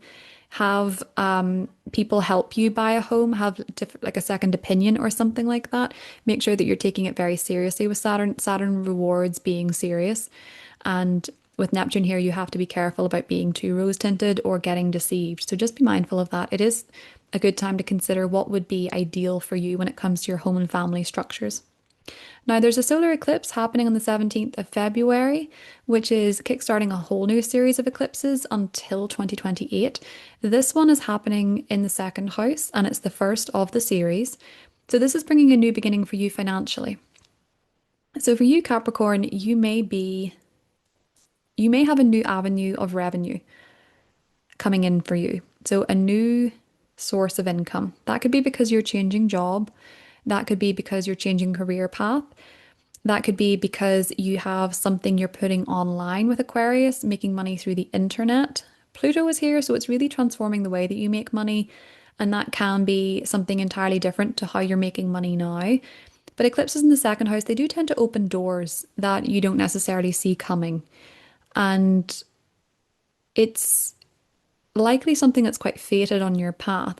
But there may also be fated things that you're spending money on, like mortgages, like homes, like restructuring the home. There may be exceptionally important investments into your long-term future, Capricorn. So this new moon solar eclipse could bring some clarity when it comes to money matters for you, and new ways of making money can indeed be opening up. It could be through property. Now, Mercury is entering Pisces on the 6th of February and goes retrograde in Pisces on the 26th of February until the 20th of March. This can bring mishaps with your car, so drive extra carefully. With Pisces, it can be to do with oil or it can be to do with window washer fluid, wiper fluid. So make sure that you are checking these things more regularly when Mercury is retrograde in Pisces with your car. But there can be issues with a car when Mercury goes retrograde here, so you may need to get it checked, or you may need to be open to other arrangements when it comes to your commute. This can also be a time that there are misunderstandings and miscommunications with a neighbor or with a sibling, or you may have to revisit past issues with these people. You may have to rearrange your plans, your regular plans, your coffee order, even if you go to the same place every day, may get mixed up with the third house, your restaurant order, services from other people in your local community. There can be miscommunications and misunderstandings, but it's a great time, Capricorn, if you have a writing project you want to work on and not about launching it, but revisiting it, editing is great when Mercury is retrograde in the third house, going over old communication. Maybe reading your old diaries if you have them to see how far you've grown. That can be sometimes quite fun. But there can certainly be old issues cropping up again with a sibling or a neighbour that you have to address. And it can actually be for the better because Mercury will go over Venus in the North Node. So it can help you go in new directions. That's what I have for you, Capricorn, and I will talk to you soon. Aquarius, welcome to your horoscope for February, and a very happy birthday to all the Aquarians who are celebrating in February. If you're watching this for your sun sign, don't forget to watch for your rising sign as well. So this is one of the most significant months of the year, and Aquarius, you are the main star, really, in more ways than one, because most of the cosmic events that are significant this month actually involve you directly. So we start the month in February 1st with a full moon in your seventh house, which is your house of relationships. So the full moon being in the seventh house is highlighting a key relationship. Now, the full moon offers growth, it offers change, it also offers manifestation, and it also offers release. So this is to do with your relationships. So that can highlight your spouse, your significant other. It can highlight a close friendship. It can highlight a business partnership. It could certainly highlight something legal in your life. But this full moon is highlighting someone else. And if it's not showing up as a person, it could be showing up as how you feel about a person or how you feel about relationships in general, Aquarius. The sun is in your sign, what you want and what you need from your connections and your relationships. Now, a full moon in the seventh can actually be the manifestation of a relationship. You could meet someone significant. You could connect with someone significant on a relational level. There could be a new romantic partnership developing. You could be getting engaged. You could be getting married. You could be moving in with someone, or you could just be meeting someone. Some of you might also be releasing some kind of a relationship in your life as well, Aquarius, with this full moon, or there may just simply be something significant happening with a partner that you have to show up for. Now, your ruling planet, Aquarius, is in modern times Uranus, and Uranus is here in your fourth house of Taurus. Uranus has been here since 2018.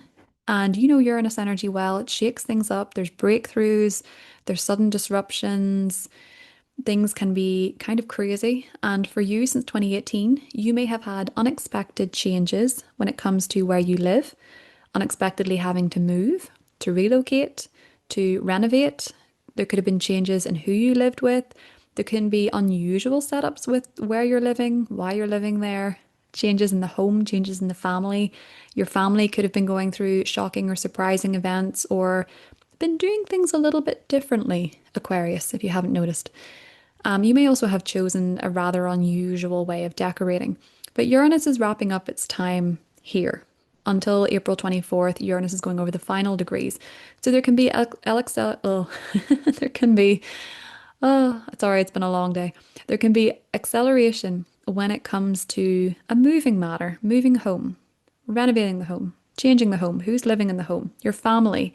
There can be things moving at a million miles an hour.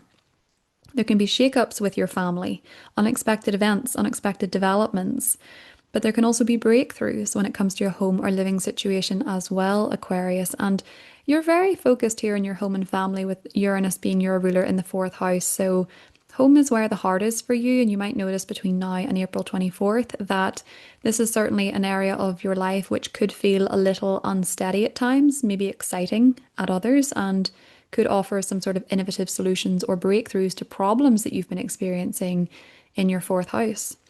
Do let me know if you moved a lot when Uranus was going through your fourth house or you moved unexpectedly, because I'm just about to have Uranus in my fourth house and I would like to know. There is a solar eclipse in your sign on the 17th of February in your first house. So, just to mention, Aquarius, Pluto's here, Mars is here, the Sun is here, this solar eclipse is happening here. That's a lot of cosmic activities in your first house. You may be feeling a bit overstretched. You might be feeling a bit over energized at times. Things can feel really weird. Things can feel quite chaotic, sometimes a bit nervous, sometimes a bit anxious. You are changing profoundly in 2026 because you not only have solar eclipses here, well, a solar eclipse here, you also have Pluto here. And the North Node enters this sector in the middle of the year. You're going in new directions. You're changing on a profound level, Aquarius, and you might change your image completely over the next 6 months, transforming your hair, your style, your shoes, your clothes, your body, your personality can even be changing significantly. Over the next 6 months, Uranus is going to move from the fourth to the fifth. So you can be changing how you love, you can be changing what you do for fun, you can be changing, your life can be changing, your body can be changing because you're pregnant or you're giving birth or you're having kids or something like that. There can be a lot of transformations happening for you, Aquarius, with all this activity. This eclipse is in a square to Uranus in the fourth house, so you may feel a little bit unsettled about something that is going on with the home or something that's going on with your family. But I do feel like a lot of you, your identity is changing. You could be changing your style and you could become absolutely unrecognizable in 6 months, Aquarius. You really could. Now, Mercury is entering your second house on the 6th of February and will go retrograde in the sector on the 26th of February and will be retrograde there until the 20th of March. This can bring miscommunication about money. This can bring miscommunication about food. So if you're eating out, just bear that in mind. If you have specific dietary needs, be extra careful. Say you're gluten-free, you might be sent normal bread. Just be mindful of that. If you do have any food intolerances, sometimes that can bring mix-ups in that area.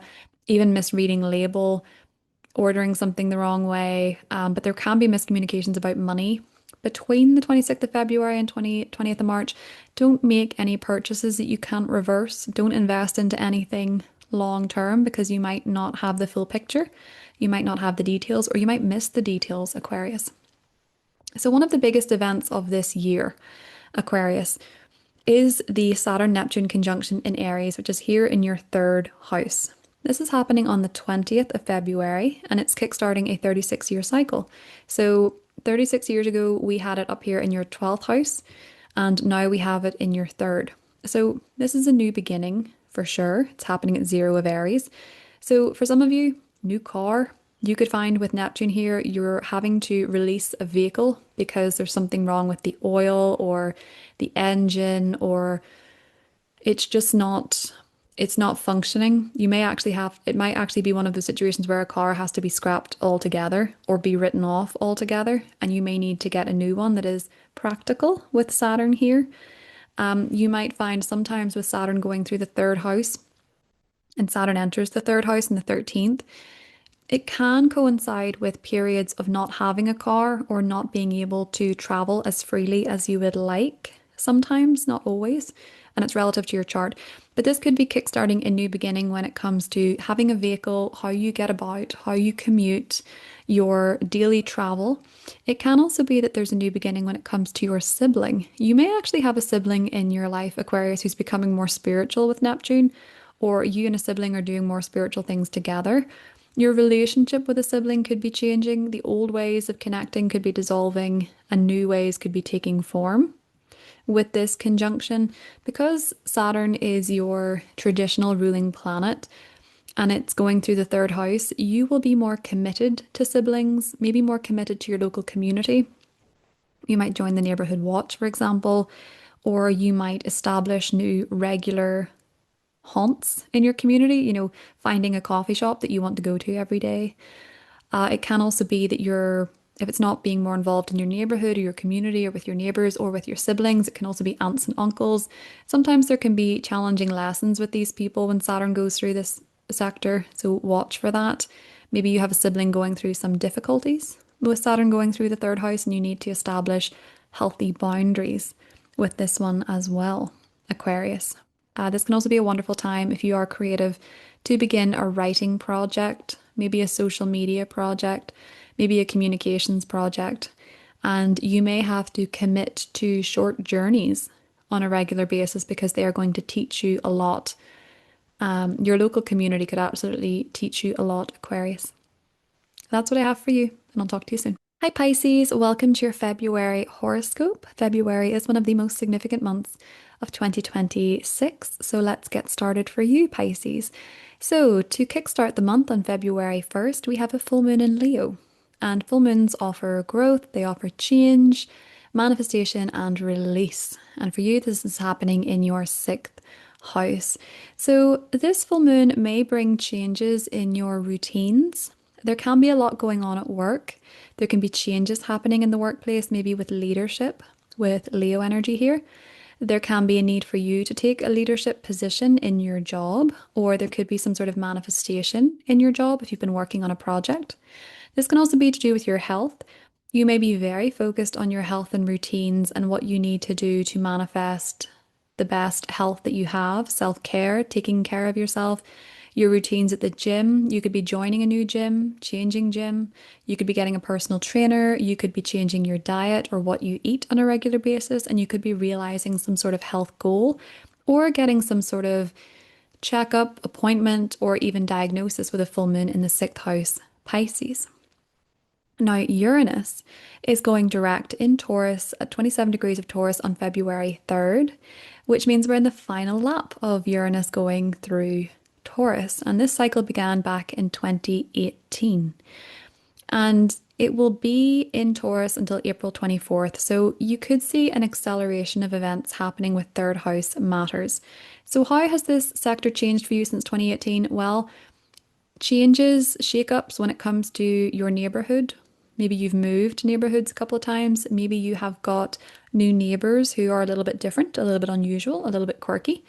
Maybe there have been unexpected shake-ups with a sibling, with cousins, with aunts, with uncles, unexpected developments, changes, shake-ups, as I said before, but also maybe breakthroughs in how you communicate, because the third house is communication. So you might be having some important epiphanies and realizations, Pisces, when it comes to communication. Your relationship to social media has likely changed quite a lot over the last however many years since 2018. And I would imagine that's the case for many of you because the internet has changed a lot since then in terms of what platforms are there. And you may have changed your relationship to it. But there can still be shake-ups and unexpected developments happening in this sector. So with cousins, with neighbors, with siblings, maybe with your car. Maybe you had shake-ups with your car, with your vehicle. Maybe you had to change a car unexpectedly. And maybe that's something that's happening to you with Uranus going through the third still. It can also be a time when you're really changing the way that you communicate and you have a breakthrough on why something wasn't working when it comes to your communication, Pisces. Your voice may have changed a little bit since Uranus entered Taurus as well. But with Uranus direct, there is incredible momentum here, and you might be talking faster than usual. I know people keep pointing out to me as a Pisces rising that I'm talking quicker. So I'm sorry, but you can slow me down if you want with the settings, or speed me up if the case may be. That's another thing that I have to listen to everything on 1.5 speed now. The impatience is real with Uranus going through the third house. So maybe that is something you're experiencing as well. But we also have one of the biggest events of the year happening, and that is the Saturn Neptune conjunction in Aries.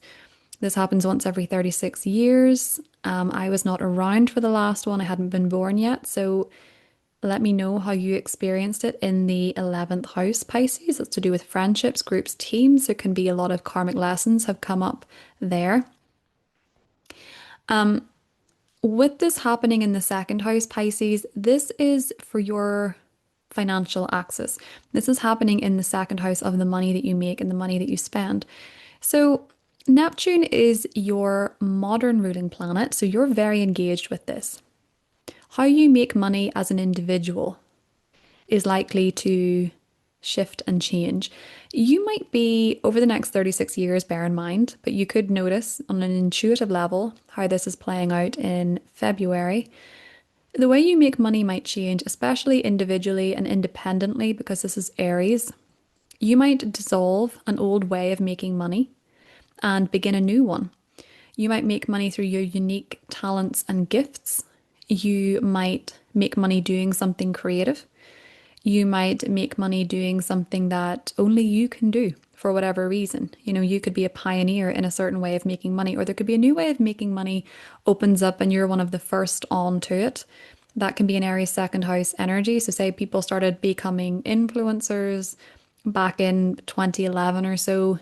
Pisces rising could have been one of the first there with Uranus having gone through the second house at that point, but also Aries just being a pioneering energy. So you might be finding that there are new avenues opening up for you financially, Pisces. Now, I will say this, you will notice the winds of change when it comes to your attitude towards money, because Saturn is entering Aries on the 13th.